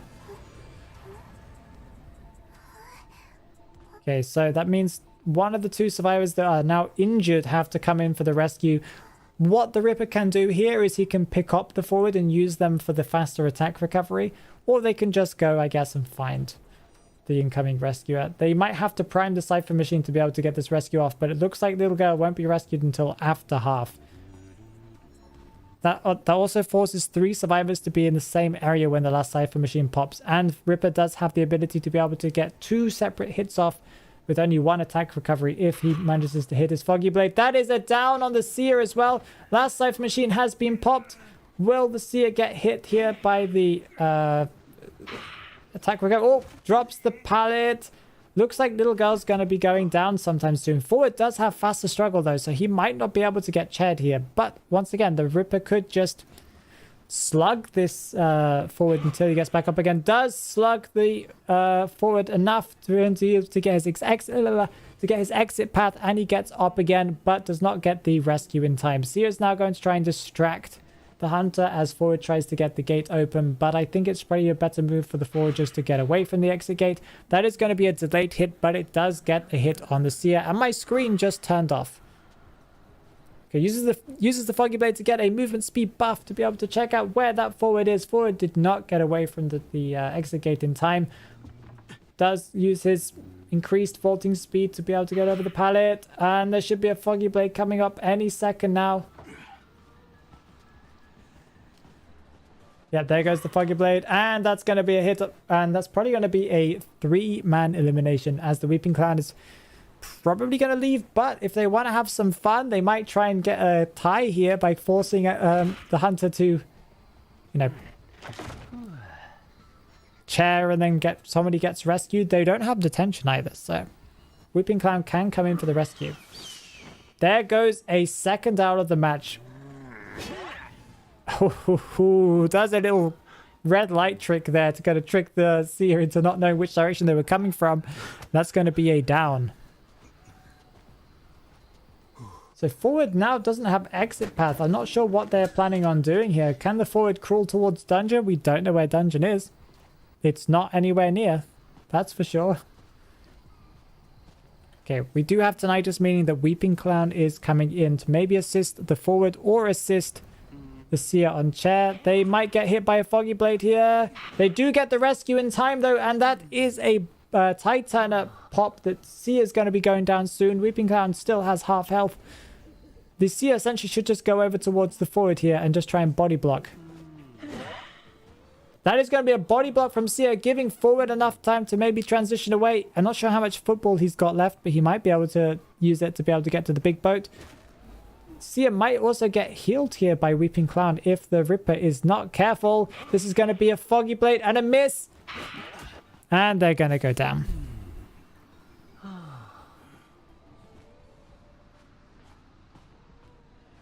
Okay, so trying to find out now where the seer is. Seer was not being healed by Weeping Clown, as we can tell. They are going to be put on the chair. I think they were rescued before half, or it was at least close. Yes, they were rescued before half. Weeping Clown going to pick up the forward. Are they going to get healed in time, or are they going to get foggy bladed? Oh, they don't get healed up in time, and that's going to be a 4-man elimination. That was a match.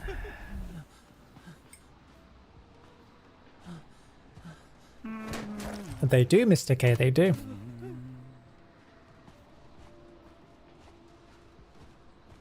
Okay, survivors are not surrendering, but okay, that's fine. Yeah, this is one of Geisha's strongest maps for sure. I love this skin. I don't know why, I just love the little fish. Okay, decides not to go after Composer. Decides to go after the Gardener instead. Okay. Maybe just to get some presence built up. Throws the butterfly over. Tries to swing. Gardener drops the pallet. I love how Gardener's got the default skin. This is kind of funny. Bubble's still up as well, so this means that the Gardener will be able to take 3 hits. Oh, no, decides to transition or move over towards the Perfumer. They use their Perfume. I really don't like how it's a silent Perfume. It still annoys me that that's kind of unfair gameplay advantage. But that's fine. Netties won't listen to me and my opinions on gameplay balance. Okay, Perfumer does get hit here. Gardener nearly got hit instead, but that's completely fine. Okay, looks like they're just waiting to see if someone drops down. They might not be paying attention. Okay, Perfumer goes down the stairs, decides to go all the way back up again. Probably going to drop down here. Throws a butterfly down and gets a hit. Oh, Perfume's back up again. They used the Perfume, and since we couldn't hear the Perfume, that made it impossible to know unless you're looking at the little icons on the right. Or for them at the top right. It's kind of annoying. Oh, Duke's back and gets a hit on the Gardener, meaning that they're going to go down again. Perfumer does manage to escape and get away from being down though, so that's a good thing. Gardener's going to be put on the chair over by the wall. Are they going to get hit by the tram? No, they're not hit by the tram. That was very close though.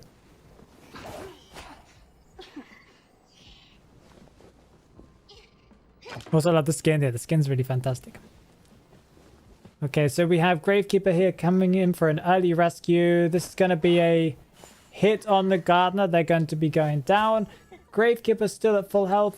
Decides not to go after the Gravekeeper or get a hit on them anyway.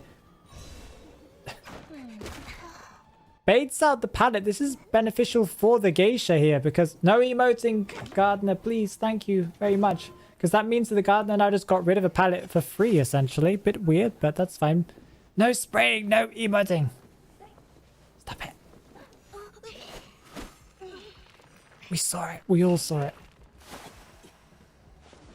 Okay, he uses the drop down trick to be able to get a fast hit with no attack recovery on the Gravekeeper. That is a nice trick that doesn't usually work often, well, most of the time. That is a down on the Gardener. Now Gravekeeper won't be able to come in for any future rescues, and I think Gardener is going to be eliminated here.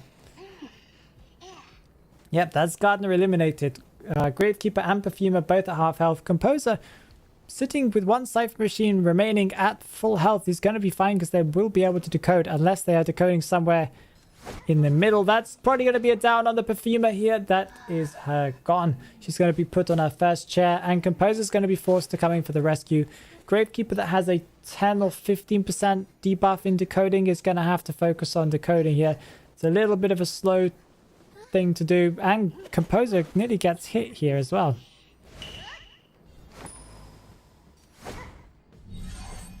Okay, uses the butterfly to try and get the drop down trick. Okay, they pick up the butterfly. They're going to try and use another drop down. That is a drop down, but they did not get their cancelled attack recovery. That's kind of cool. Composer uses speed boosters to get away so they don't get double hit here to give more of a chance to the survivor team, because if they do get hit, this is a bit of a problem. Uses the perfume to double back and somehow manages to survive. They're going to have to do some tight kiting here just for that last Cypher to get primed. It's sitting at a 70% right now. That's not a pop. Perfume are going for their second chair now. Composer might have to come in for the rescue, but they might have to wait until it's primed.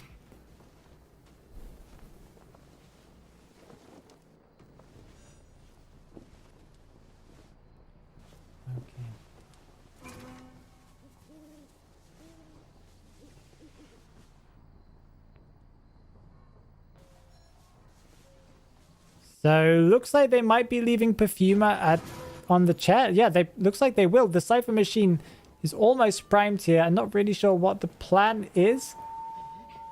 Trying to use a speed boost to get there in time is not going to make it. I think they were just kind of... The reason why Geisha did not hit her there is just so that he wouldn't get the speed boost from, you know, being hit to be able to get to the chair in time to rescue. But it doesn't really matter. I don't think they would have made it anyway.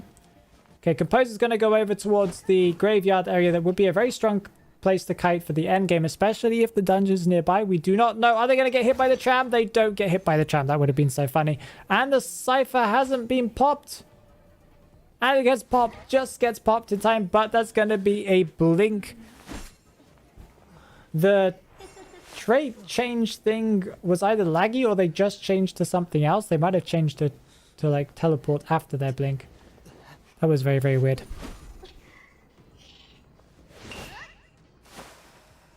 Okay, we're looking at some beautiful high-definition leaves here from NetEase.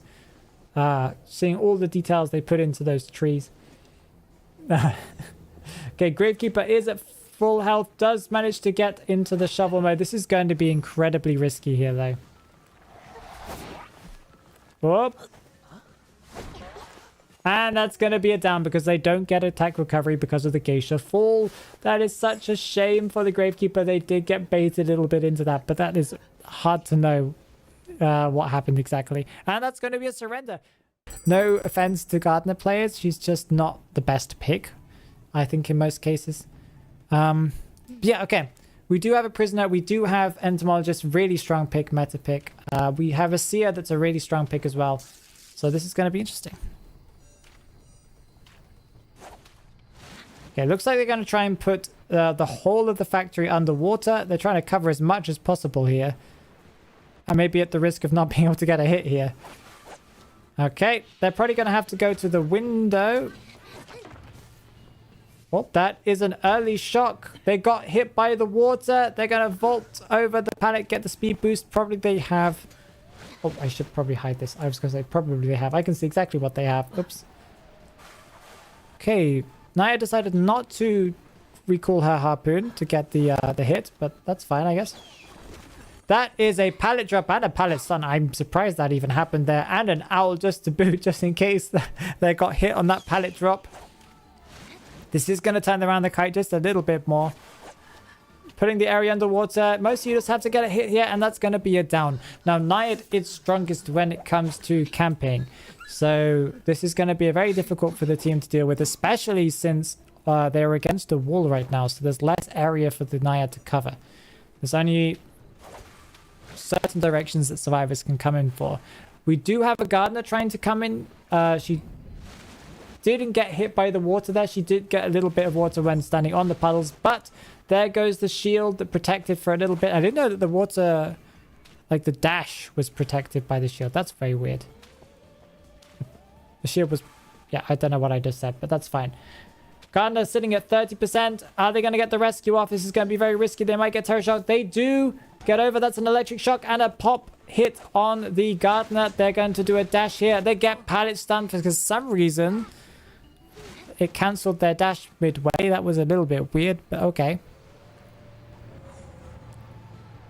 Okay, blinks through the wall to try and cover the whole factory in water. Does see the trail going around. This is prisoner. Are they going to get to a pallet? No, they're not. They didn't go towards a pallet at all. That's a new little thing on the wall there. I didn't notice that. Minerva factory. Very cool. I'm pretty sure that's never been there before. I think that must have come with the update. I did watch people covering that content, but I didn't notice that was a thing. Anyway. That's prisoner's second chair. Is anyone going to come in for the rescue? Oh, look, they're just dead. They got rescued after half. Naiad just teaching that tree who's boss there.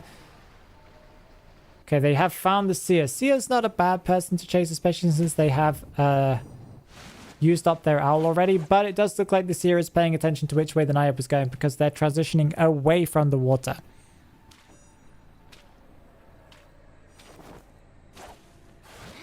Putting the whole of this corner area underwater. I think the seer is probably going to back out. Yep, they completely left. There's no tinnitus anymore. They just left.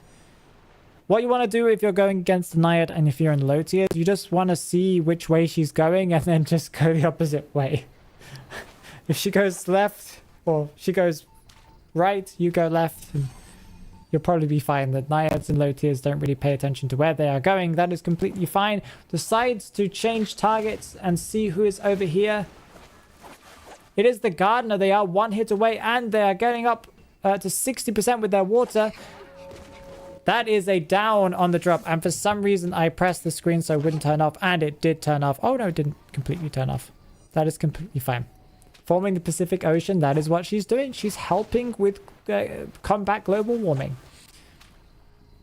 Okay, looks like Naiad put that cipher machine underwater so that there would be no more decoding on that cipher machine. They are sitting at one cipher machine remaining, so they are just trying to slow this down. Entomologist, for some reason, is stepping into the water and is sitting at 62%. This is very risky. If they get hit by a callback on the harpoon, or if, for example, I don't know. Don't do that. Don't do that. Don't do that. Oh, okay. Looks like they didn't pop it. It wasn't as primed as I thought it was.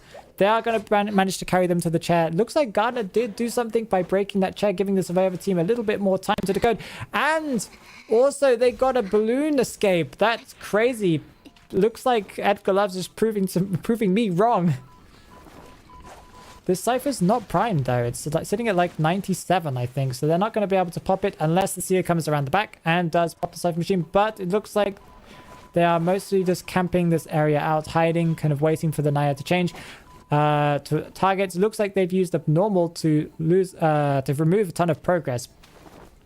Bit problematic because we do know where everybody is right now. That is not a hit on the seer for some reason. That one was a hit. That's 60%. And if they call back the harpoon any second now, and they should be able to get a hit here. Nobody's going to have it primed. That is a flywheel, a missed flywheel. Gardner is trying to decode to be able to get it done. Everyone's sitting at half health.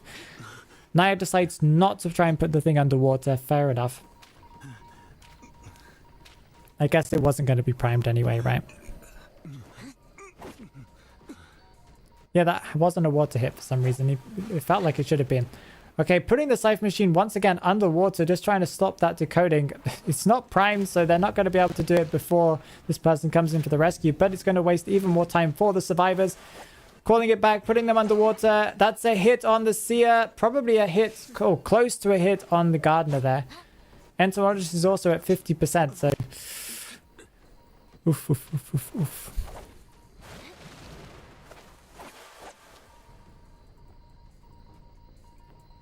Okay, everyone's just kind of planning what to do. They're like, okay, we need to do this one cipher machine. We're not going to go to another cipher machine. We refuse.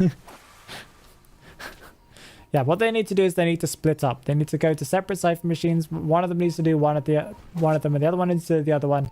Leave the seer on the chair or heal up. That also works, I guess.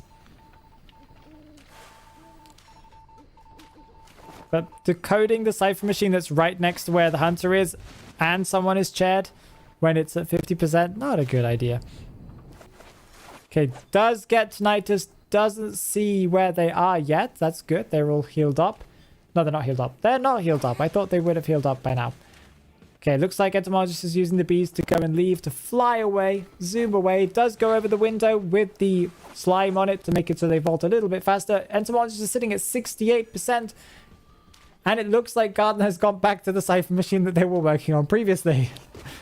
This is very, very risky as the Entomologist has just brought the hunter over towards the cipher machine. This is a little bit problematic. Are they going to be able to put them underwater? Entomologist does manage to dodge the dash ability, meaning that they will be safe. Looks like they're going to change target. The cipher machine is only sitting at like 60 or 70. I don't know when they have their abnormal up again, but they will be able to abnormal the cipher once again. This is very, very, very, very risky. What you want to do is you want to kite as far away as possible from that cipher machine. So the hunter is far away from that. That's going to be a bubble. They're probably going to get hit by the water, though. This is a very, very risky here. And that's going to be a down on the gardener. The cipher machine is wiggling. That means that someone is decoding it. Will they be able to put it underwater? Yes, they will. And that's going to be an abnormal. Nope. Yes, that's going to be an abnormal, meaning it's going back down to like 60 or 70%. It's a long time, guys. That's a very, very long time. And Entomologist can't come for the rescue. Gardener's going to be put on chair. Entomologist will can't come in because she'll get hit by either the water or by a normal attack. This is going to be GG, I think. I think the Naiad also has free reign to go and get a 4K here. Especially since they know where the Entomologist is. Entomologist needs to know where dungeon is to maybe escape through here. The bees are going to be a bit of a pain as the Entomologist still does have a little bit more left. Yep, the bees are really good at slowing down the Naiad here in these kind of tight areas. They are going to use the bees to go towards the middle. Was dungeon in the middle? Is everything in the middle? No, dungeon's not in the middle. I didn't see it, so fair enough. Entomologist might be able to get the rescue. Gets the rescue. They are going to go down, but they do have Titan. That's going to give them an extra chance here. More time wasted for the Naiad, meaning more time to decode. It looks like they're just going to go straight for the cipher machine here. They can't prime it in time, though. It looks like they're both going to go down. And 3, 2... Oh, they just collapsed. Yeah. Sad. Very, very sad indeed. They both got down. They nearly primed it. They nearly primed it. Nearly popped it, but they probably would have gone down anyway, so it's kind of sad. If they changed ciphers earlier, yeah, they would have been able to do a little bit better. But well done overall. The Naiad did very, very well at keeping that cipher under control. Swapping to abnormal was a very smart move. Gave them a ton more time. How many times was that cipher nearly primed? Way too many. We had to make a team that wasn't of balanced tiers. I forgot what the word is. But anyway, okay, it looks like we have a Ripper wearing a very, very fancy skin. I like this one indeed. It's like a budget count skin. Fair enough. Looks like we found somebody over here. It's a dancer. They do manage to juke the little foggy blade there. That was a weirdly firing foggy blade. I don't know why it went to the left there, but that's fine. Looks like this dancer is going to drop a pallet. Doesn't decide to use a music box. This area could be pretty good with a music box if you play it carefully. They are going to probably transition. Oh, no, they're not going to transition. They're going to go over the pallet. They do have their foggy blade here. You really want to avoid getting double hit here by getting hit by the foggy blade and then quickly in succession getting hit by the normal attack. They do get hit by the foggy blade, but they do get the pallet down in time. I should close this on the right here. I'm sorry, guys. They just go straight through the pallet, giving them enough time to go and transition towards this really strong kiting area, especially against the Ripper, since you don't really know where the survivors are. That's going to be a pallet stun on the Ripper here by the barmaid that was just hanging around here. Music box is down, but they are going to get hit by the foggy blade. That is such a shame there. They're going to crush one of the three music boxes that Dancer has, meaning she has two more left, and they're going to be carried to chair. NTT, welcome. How are you doing, my good man? That was a good wall foggy blade. Yes, it was. Okay, so any of the survivors can come in for a rescue. The barmaid didn't get hit accidentally when she dropped that pallet on the hunter, so she can come in for the rescue. She probably would be a solid pick here for a rescuer, as she can heal up afterwards and maybe come in for a rescue later on. Oh, that is journalist coming in for the rescue, but they didn't take the opportunity to rescue. That was a little strange. They sent in the mini Orpheus to rescue. That's going to be a dropped pallet, but there's nowhere really that you can go. They do get hit as the hunter uses up blink. They just need to transition away now, make sure that they waste as much time for the hunter so that people can decode.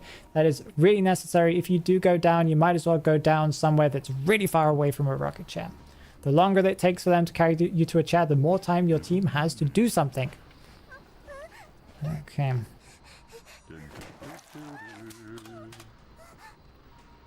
Jaden Morgan, welcome to the Super Phoenix squad. Hello, hello, hello. Make sure you connect your Discord account to your YouTube account. You'll be able to get a special role on Discord server with extra content added weekly just for you guys. Okay, barmaid's coming in for the rescue here. They might want to make sure they don't get terror shocked, because apart from that, they will be able to heal. Stop using snowballs. I guess it's a strategy to make it look like they're attacking, but still, I don't know. Not okay, Ripper. I don't know if it's okay. That is a terror shock. We were just talking about that. That's going to be a down here on the barmaid. Journalist has been healed up, so that time for that rescue was not wasted, but didn't go towards the Cypher Machine progress. There's a little bit of a problem as they are sitting at 3 Cypher Machines remaining.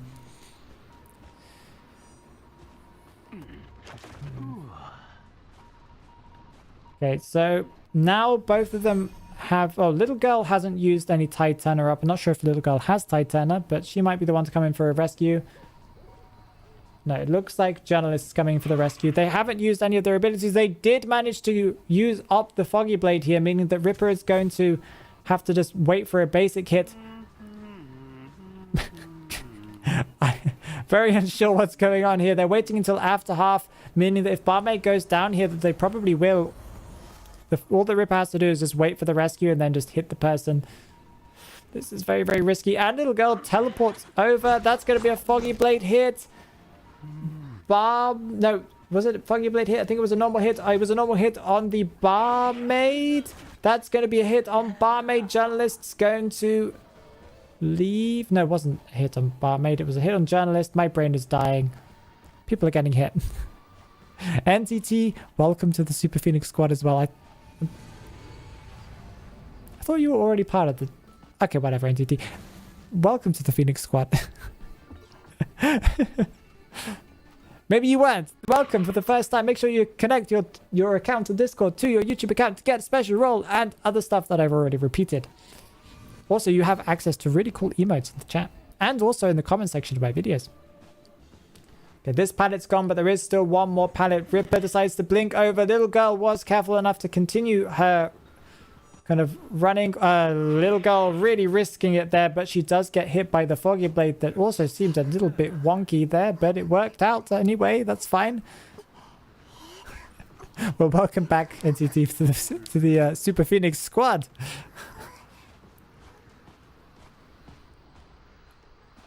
I think YouTube needs to be a little bit more clear on if the person's been a member before.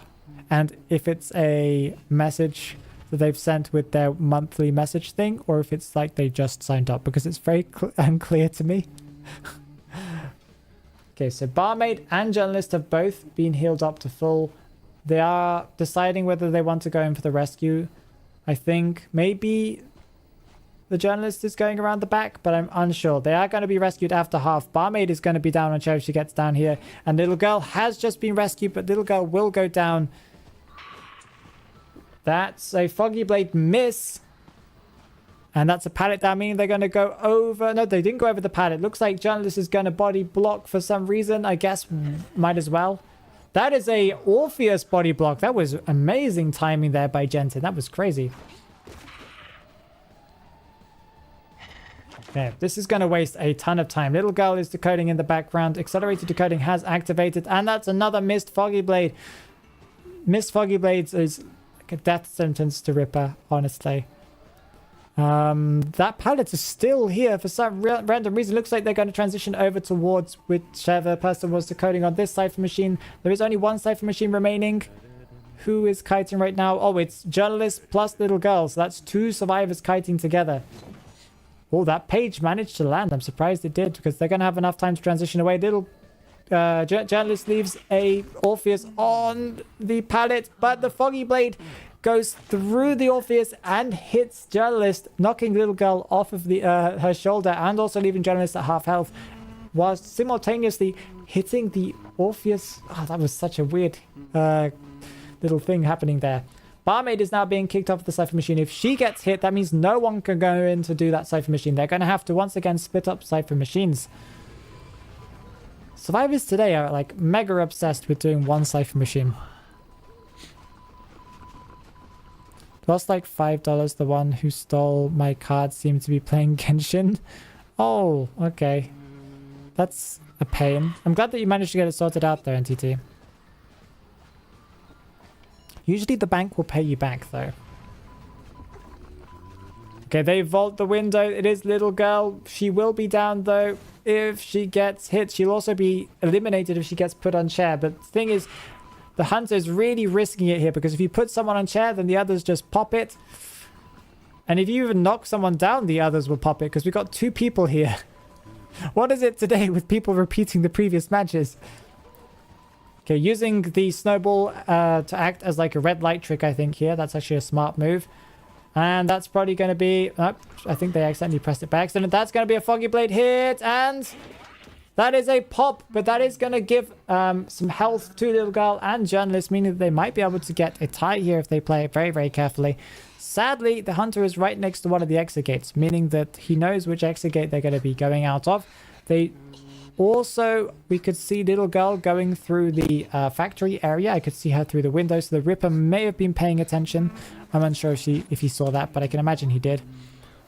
It looks like he did see that, yeah. But little girl got out of the terror radius, meaning she can just teleport to the gate and leave. There's no way that the Ripper gets there in time, and that's a tie. Toasty's just like, I don't know what's going on. Anyway, it's fine. It doesn't matter if you do really well against the priestess. That's really cool. You're one of the few players that can actually deal with her. Okay, so it looks like guard 26 is going to go over. We have a different map. I guess we have a different person too. So it's just we're just restarting the match completely. It's completely fine. We have a barmaid over here. They do go through the pallet. They don't get pallet stunned. Barmaid has not been chip hit. That's going to be... Nope, they decided not to drop another bomb. Maybe they just didn't have another bomb. They made it look like they were going to vault over the pallet, but they did not. Okay, they probably will get to this pallet in time. Bonbon seems to be kind of conserving his bombs so he can kind of do like a chain hit or something like that.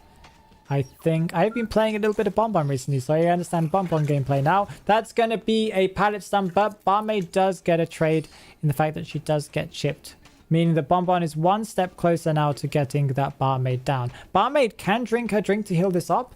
I would probably recommend it in this situation as she'll heal up a little bit faster, but Barmaid decided not to heal this one up. And they don't get the explosion hit there. That was very close to being a hit there. They're just going to loop this area over and over again. That's going to be the pallet down. No, they're just going to keep on going. I guess they wanted to avoid getting hit there. baited the Bonbon into dropping the bomb. I think they are going to get hit with a normal attack. That's going to be one hit on the Barmaid. Barmaid decides to heal up, but that still means that they're one chip hit and a hit away. That is an owl, a really nicely timed owl to give the Barmaid just a little bit more time to heal up. This will give them a lot more time to transition. 3 Cypher machines remaining. And it looks like we do have a good solid rescue here. So this is looking really good for the Survivor team. That's going to be a chip hit. Ooh, almost a blink hit. That's really going to be a pain for this Bonbon in this match. That's going to be another chip hit. And that wasn't a hit with the timed bomb there. The remote bomb. That's going to be a down.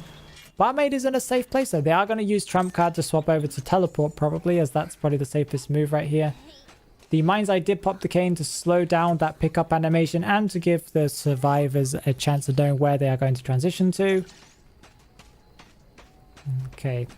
Throws a timed one over towards the Mercenary. The Mercenary is going to come in for the rescue. Everybody else can just focus on decoding. 2 Cypher machines remaining, of which one of those decoders, or one of those people decoding is a Mind's Eye. So this is going to be a very fast 1 Cypher Prime probably. That's going to be a hit again. Mercenary is really risking it here.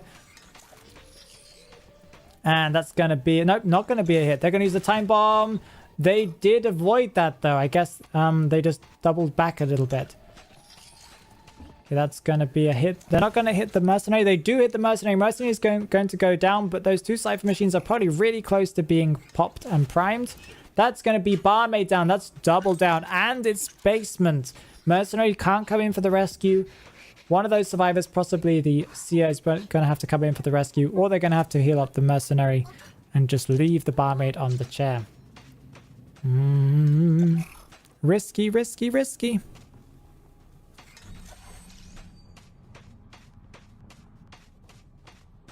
Okay, 1 Cypher machine remaining, and it's accelerated decoding, so they will be able to prime this Cypher. Looks like we have a Mind's Eye coming in for the rescue here. Okay, I think they are... Yeah, they're definitely going to leave Barmaid on the chair now. That does mean that Mercenary can get back up again. Maybe he could have just waited around for the Cypher to pop so he would have exit path, but maybe he was worried about something. I don't really know.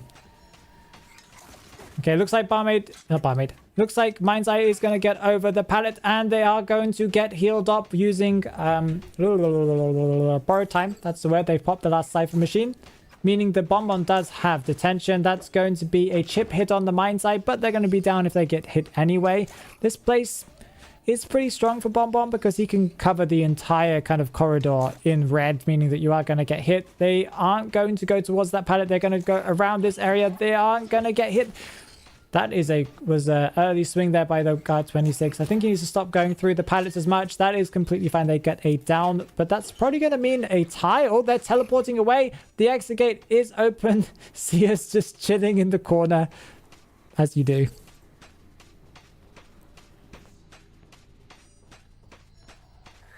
It's my first time in your stream. I'm pretty late, but this looks like fun.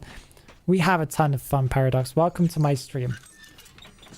We do commentary streams like this every month, once a month, around between the 10th, well, around the 18th is when I try to do it. Leah, thank you so much for the super chat of $10. I really appreciate that. Thank you so, so much. Okay, we will turn off positions. Okay, that's good. I will also hide all of their traits and stuff because... Hey, it's more of a surprise that way. Really do appreciate it, Leah. It means a lot and helps a lot. Doesn't help me right this second, but it will help me in the future. So thank you so much. Okay, so we got Clerk going over towards someone that they found in the corner over here. This area can be very, very good for survivors because there's so many kind of walls for you to go around that it can confuse the hunter. It's a perfumer, records the perfumer so that they now have a vaulting recording that they'll be able to use later to be able to block that window or to be able to like... Yeah, to block that window. That's mostly the reason why. Nobody's dropped a pallet yet, so they haven't got any way of kind of dealing with dropped pallets. They won't be able to break it. Okay, they use a perfume to kind of force the hunter back. Oh, they do perfume back again. A little bit predictable there, but where were they going to go? Okay, they do record. No pallets dropped, so it's mostly just to see which direction they're going, I think. Okay, they didn't drop any pallets, they didn't do any interactions, so that does mean Ooh, but there's not going to be any recording there. They still have the recording of the window, and that's a terror shock on the perfumer. It's a little bit problematic as that gives Clerk extra presence. Okay, recording Acrobat on the Cypher machine to slow down the decoding. Acrobat can't really use the Cypher machine unless he was fast enough to get off the Cypher machine. Okay, recasts the rewind on that Cypher machine, so it's going to go a bit slow. I've never seen Rhea really play Clerk before, so this is very exciting to see. Okay, who's going to come in for the rescue? That is a good question. Is anyone going to come in for the rescue? Okay, gets another record on the Acrobat, meaning the Acrobat will have to spend another, I'm not sure how long it is, but it's quite a while without being able to decode. Maybe that's a good idea for Acrobat to go and spend that time, you know, transitioning to go for the rescue. Looks like Perfumer's going to have to be rescued after half, if at all at this point. It looks like everyone's coming in for the rescue too. That's a little bit problematic. Okay, looks like Clerk sees the Prospector coming in, does have tinnitus, and sees also that Acrobat is coming in, who seems to be aiming a bomb. Prospector going around the back. I'm pretty sure that Clerk is aware that they're trying to do like a double pincer rescue. They get a rescue without getting a hit. Prospector takes a hit. They both have Titanner. That's a magnet. That's a pallet stun and a magnet stun that somehow shortened the pallet stun, I believe. That's what happened there. A little bit of a miscommunication, but it did give enough time for Perfumer to transition quite a long way away, and Clerk is still not at first full presence. 2 Cypher machines remaining. 2 people came in for the rescue, meaning only 1 Cypher machine has any progress on it, if any, at this point. Okay. It drops the random wall pallet for the sake of dropping it, and that's going to be a down, and that's probably also going to be an elimination on the Perfumer because she was rescued after half. Acrobat's being recorded. Oh, there might be a magnet rescue here. Will they be able to do it in time? Oh, that is an escape. That's gonna...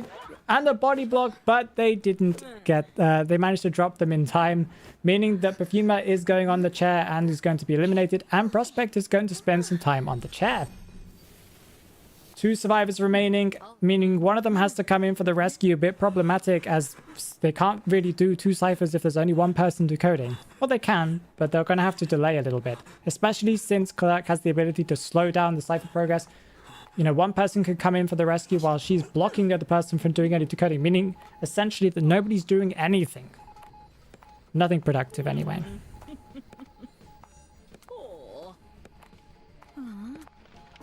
Okay.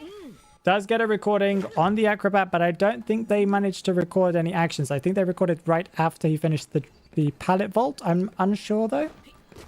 There goes a blink hit on the Acrobat. Prospect is still down on the ground. Toy Merchant is decoding, or not anymore, is getting recorded. They're going to record and save that pallet drop, I believe, so they'll be able to rewind the pallet and lift 1 back up again if they need to. 2 people kiting here, a little bit problematic, but the Toy Merchant does have full health. Oh, decides to go after the Acrobat, instead uses a trick to kind of look backwards to maybe trick them into thinking that they are not going after them. Okay, Acrobat's aiming a bomb. They use the slow bomb. They do still get hit. That was actually kind of crazy. How did that happen? They do still get hit. Okay, they get recorded, but they're not being recorded whilst decoding, so that cipher machine will not get blocked unless they touch it. This is going to be a basement as well. Oh no, this is not good at all.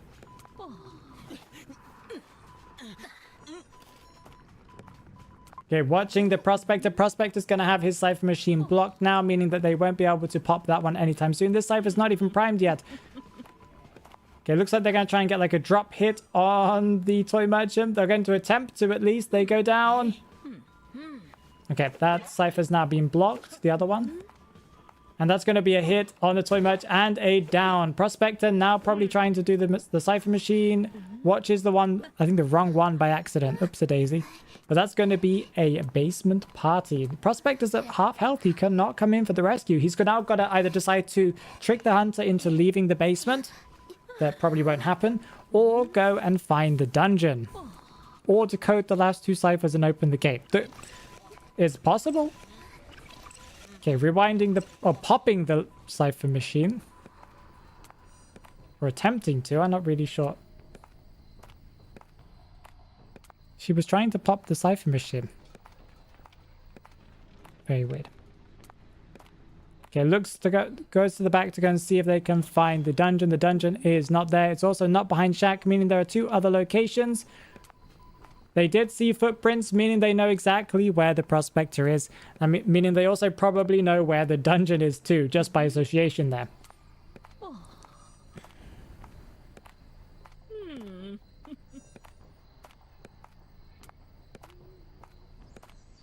Okay, does not see where the prospector went. I'm assuming that's going to be Toy Merchant eliminated, meaning prospector is alone. Dungeon is not there. Well, no, I guess there are 2 other locations. I forgot one location. So there were technically 3 originally. There are 2 more. There's one by Christmas tree and one by the very back in the right corner. That is, I don't even know what you call that area. Oh, and they got out of dungeon. Not give away too much, but also give away the world. Someone you guys have probably all seen if you've watched Identity 5 for long enough. Okay. Probably not who you're thinking though. Okay, so we have Guard 26 that's following Barmaid. Okay, Barmaid will be interesting. She uses her drink instantly just to be able to get away from those first explosive bombs. That's going to be 1 chip hit on the Barmaid. Am I full screen? I think I am. Yes, I am. Okay. Okay. Tries to see where the Barmaid is. Barmaid decided not to heal up that little chip hit. Sometimes that's a good idea just to use the drink because it makes it go a little bit faster. Waits for the bomb and drops it, meaning the Barmaid is now at half health. She is going to have to take her drink. She's probably going to get hit here by a bomb. No, she does not get hit by a bomb. That's confined space, and I think the pallet is gone.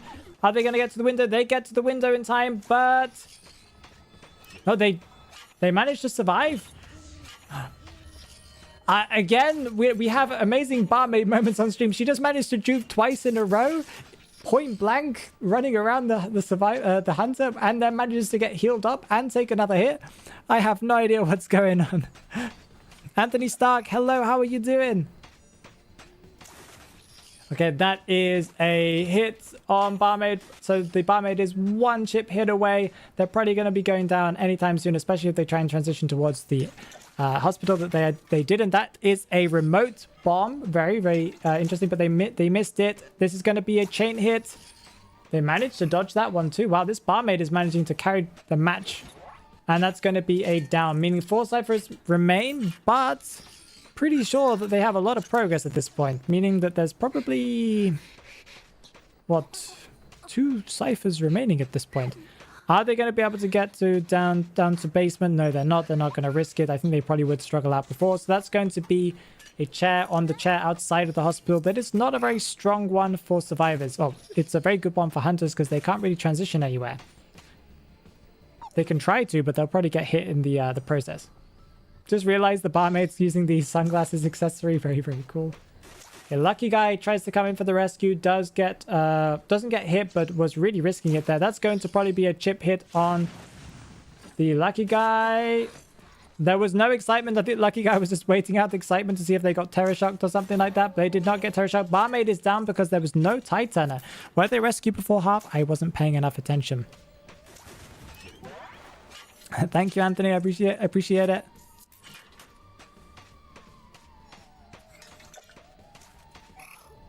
Okay, that is a remote bomb forcing the lucky guy to kind of dodge between. I'm not really sure what the goal was. I don't think he has another flagger. Maybe he does.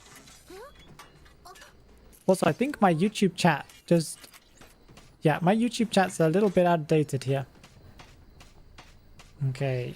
Barmaid still has some time on the chair. That means that they won't be eliminated yet, but that is going to be very risky. Okay, yes, this is very risky for the survivor team. They are going to get the rescue in time. That is going to be tide turner. That is a prisoner with tide turner. Interesting. Lucky guy is 1 chip hit away, so he can come in for the rescue. Entomologist is decoding, I'd assume. I don't really know what's going on. Thank you. I appreciate it.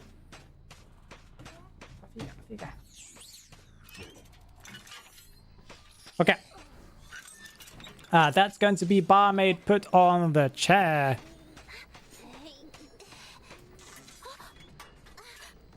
They do have wanted order on the prisoner, meaning they'll be able to go directly towards them. I didn't see them, but he did, because we don't see people who have wanted order for some random reason, but we can see them for some random reason when we shouldn't be able to see them. It's very weird. That's going to be another peeper, just so they can aim it properly. That's not... Was it a hit? I don't think it was a hit. Again, another miss. Another miss.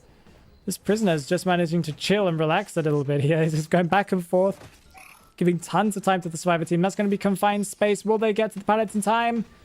They do. They try and swing. They get shocked out of their attack animation.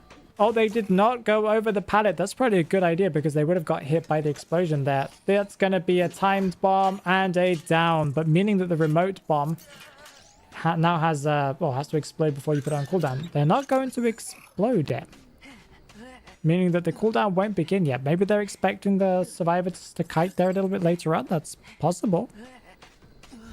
I'm glad that you like the commentary, Jayu, and I'm sorry that I got a little distracted before. Okay. Lucky Guy cannot come in for the rescue. They are double decode. No, they're not double decoding. They are double decoding, but it's a mechanics doll instead. Okay, that's kind of funny.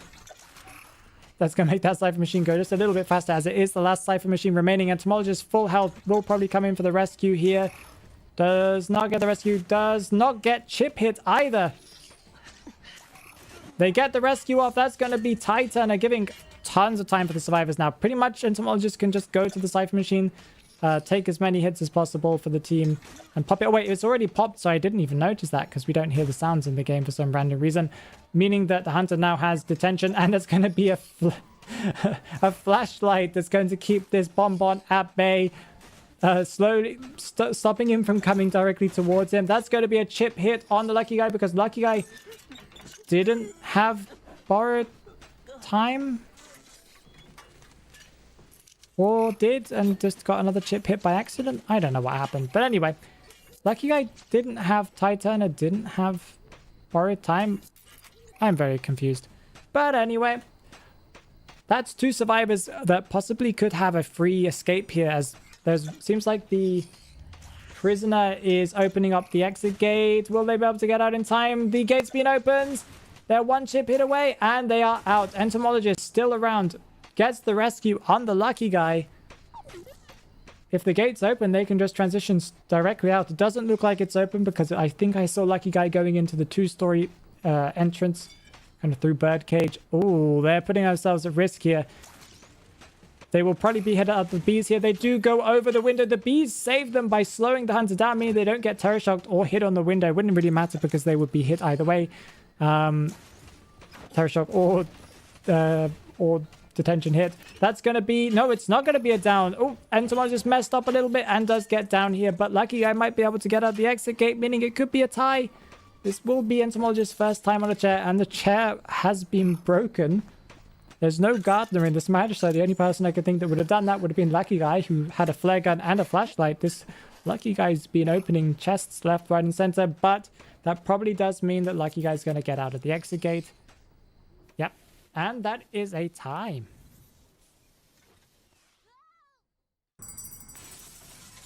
We hear the Ripper, yeah. Okay, we have the fancy anniversary skin. That's kind of cool. I forgot what it's called. Tuberose? I think. Tuberose. Okay, instantly finds the antiquarian. I think, yeah, it's an antiquarian with the fancy antiquarian skin that came out recently. They're going towards the pallet. I think the Ripper's not going to risk trying to use the Foggy Blade from a distance. I think this antiquarian is being very careful not to get hit by stray Foggy Blades here. Ooh, doesn't save the Foggy Blade long enough and does miss it. Meaning the antiquarian will have enough time to get to the pallet. They get through the pallet and don't get hit. This is Ripper's kind of iffy hitbox. It's got better. It's got better recently, but it's still not perfect. That's going to be a pallet drop, giving them enough time probably to transition. They aren't using the cane to transition. I think they probably could have used the cane to get to that window, but they are risking it. That's going to be a Foggy Blade hit, meaning they're probably going to go down sometime soon. Will they make it to the pallet? They are not going to... Oh, they are going to make it to the pallet. And that's going to be a sea owl. That was not a bad... That was a pretty good... pretty well-timed English. That was a pretty well-timed owl there, but it didn't come in handy because of the fact that Antiquarian also used her ability pretty well. That's why team coordination is a bit of a problem. They are going to get foggy bladed here. I'm surprised. I think she was trying to use her kind of hit there, her stab, to destroy the foggy blade. I'm surprised that it didn't, because I'm pretty sure they both animated at the same time, but that's fine. I guess the game just said no.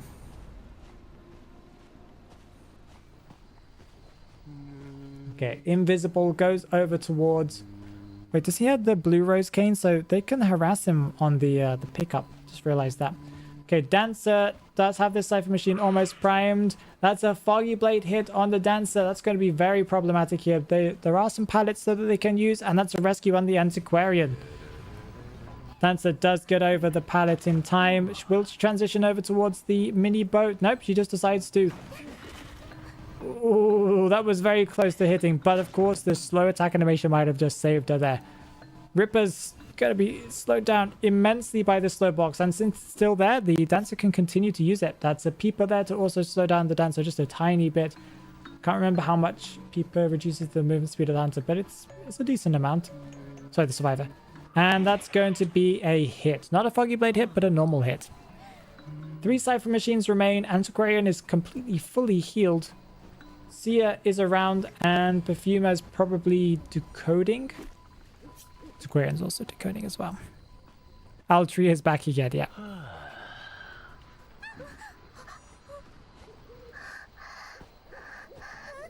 Okay, they're going to be put on this chair. That is a pretty strong chair, recently added to the game, if I remember correctly. I don't think it's always been there. It's been there for dual hunter mode, but not for normal modes. Okay, Antiquarian once again in the crosshair of the hunter. Will they get foggy bladed? They're going to try and kite around a tree. This is very, very risky here. Back and forth around the tree. And that is a foggy blade miss, meaning they'll be able to transition pretty safely now all the way over to the pallet. They did try and bait that pallet there, and that is a pallet stun. That's going to be a big problem here now for Ripper as they transition all the way over towards the entrance to the big boat. They still have a ton of cane left. They're using it to kind of get some more movement speed, possibly to get up the hill in time, but they don't go up the gangplank. And they're going to get hit. No, they did get hit, but that is a pallet stun, so it's a bit of a trade here. I also want to notice and show you guys that the female dancer was rescued in the background. Antiquarian will be going on her second chair and possibly her eliminated chair. If they didn't rescue before half, I don't know if they did. Oh, that's a great stun there. Perfumer here for the assistance. As Perfumer is nearby the Antiquarians, it'll kind of disarm will last less time. That is a bit of a problem for Antiquarian, but oh, they popped the last Cypher Machine, meaning that they're both in the crosshair of detention. Okay, decides to go after the Perfumer instead, who hasn't spent any time on the chair and is currently in the space of 2 pallets. It's a bit of a problem. He uses the perfume to double back. And they didn't go over the window. I think they were worried about getting hit there. They managed to juke both the Foggy Blade and the normal hit, giving them enough time to go over the pallet. And another miss as well. And a down on the Perfumer. But 3 people still up and surviving. That's a bit of a problem.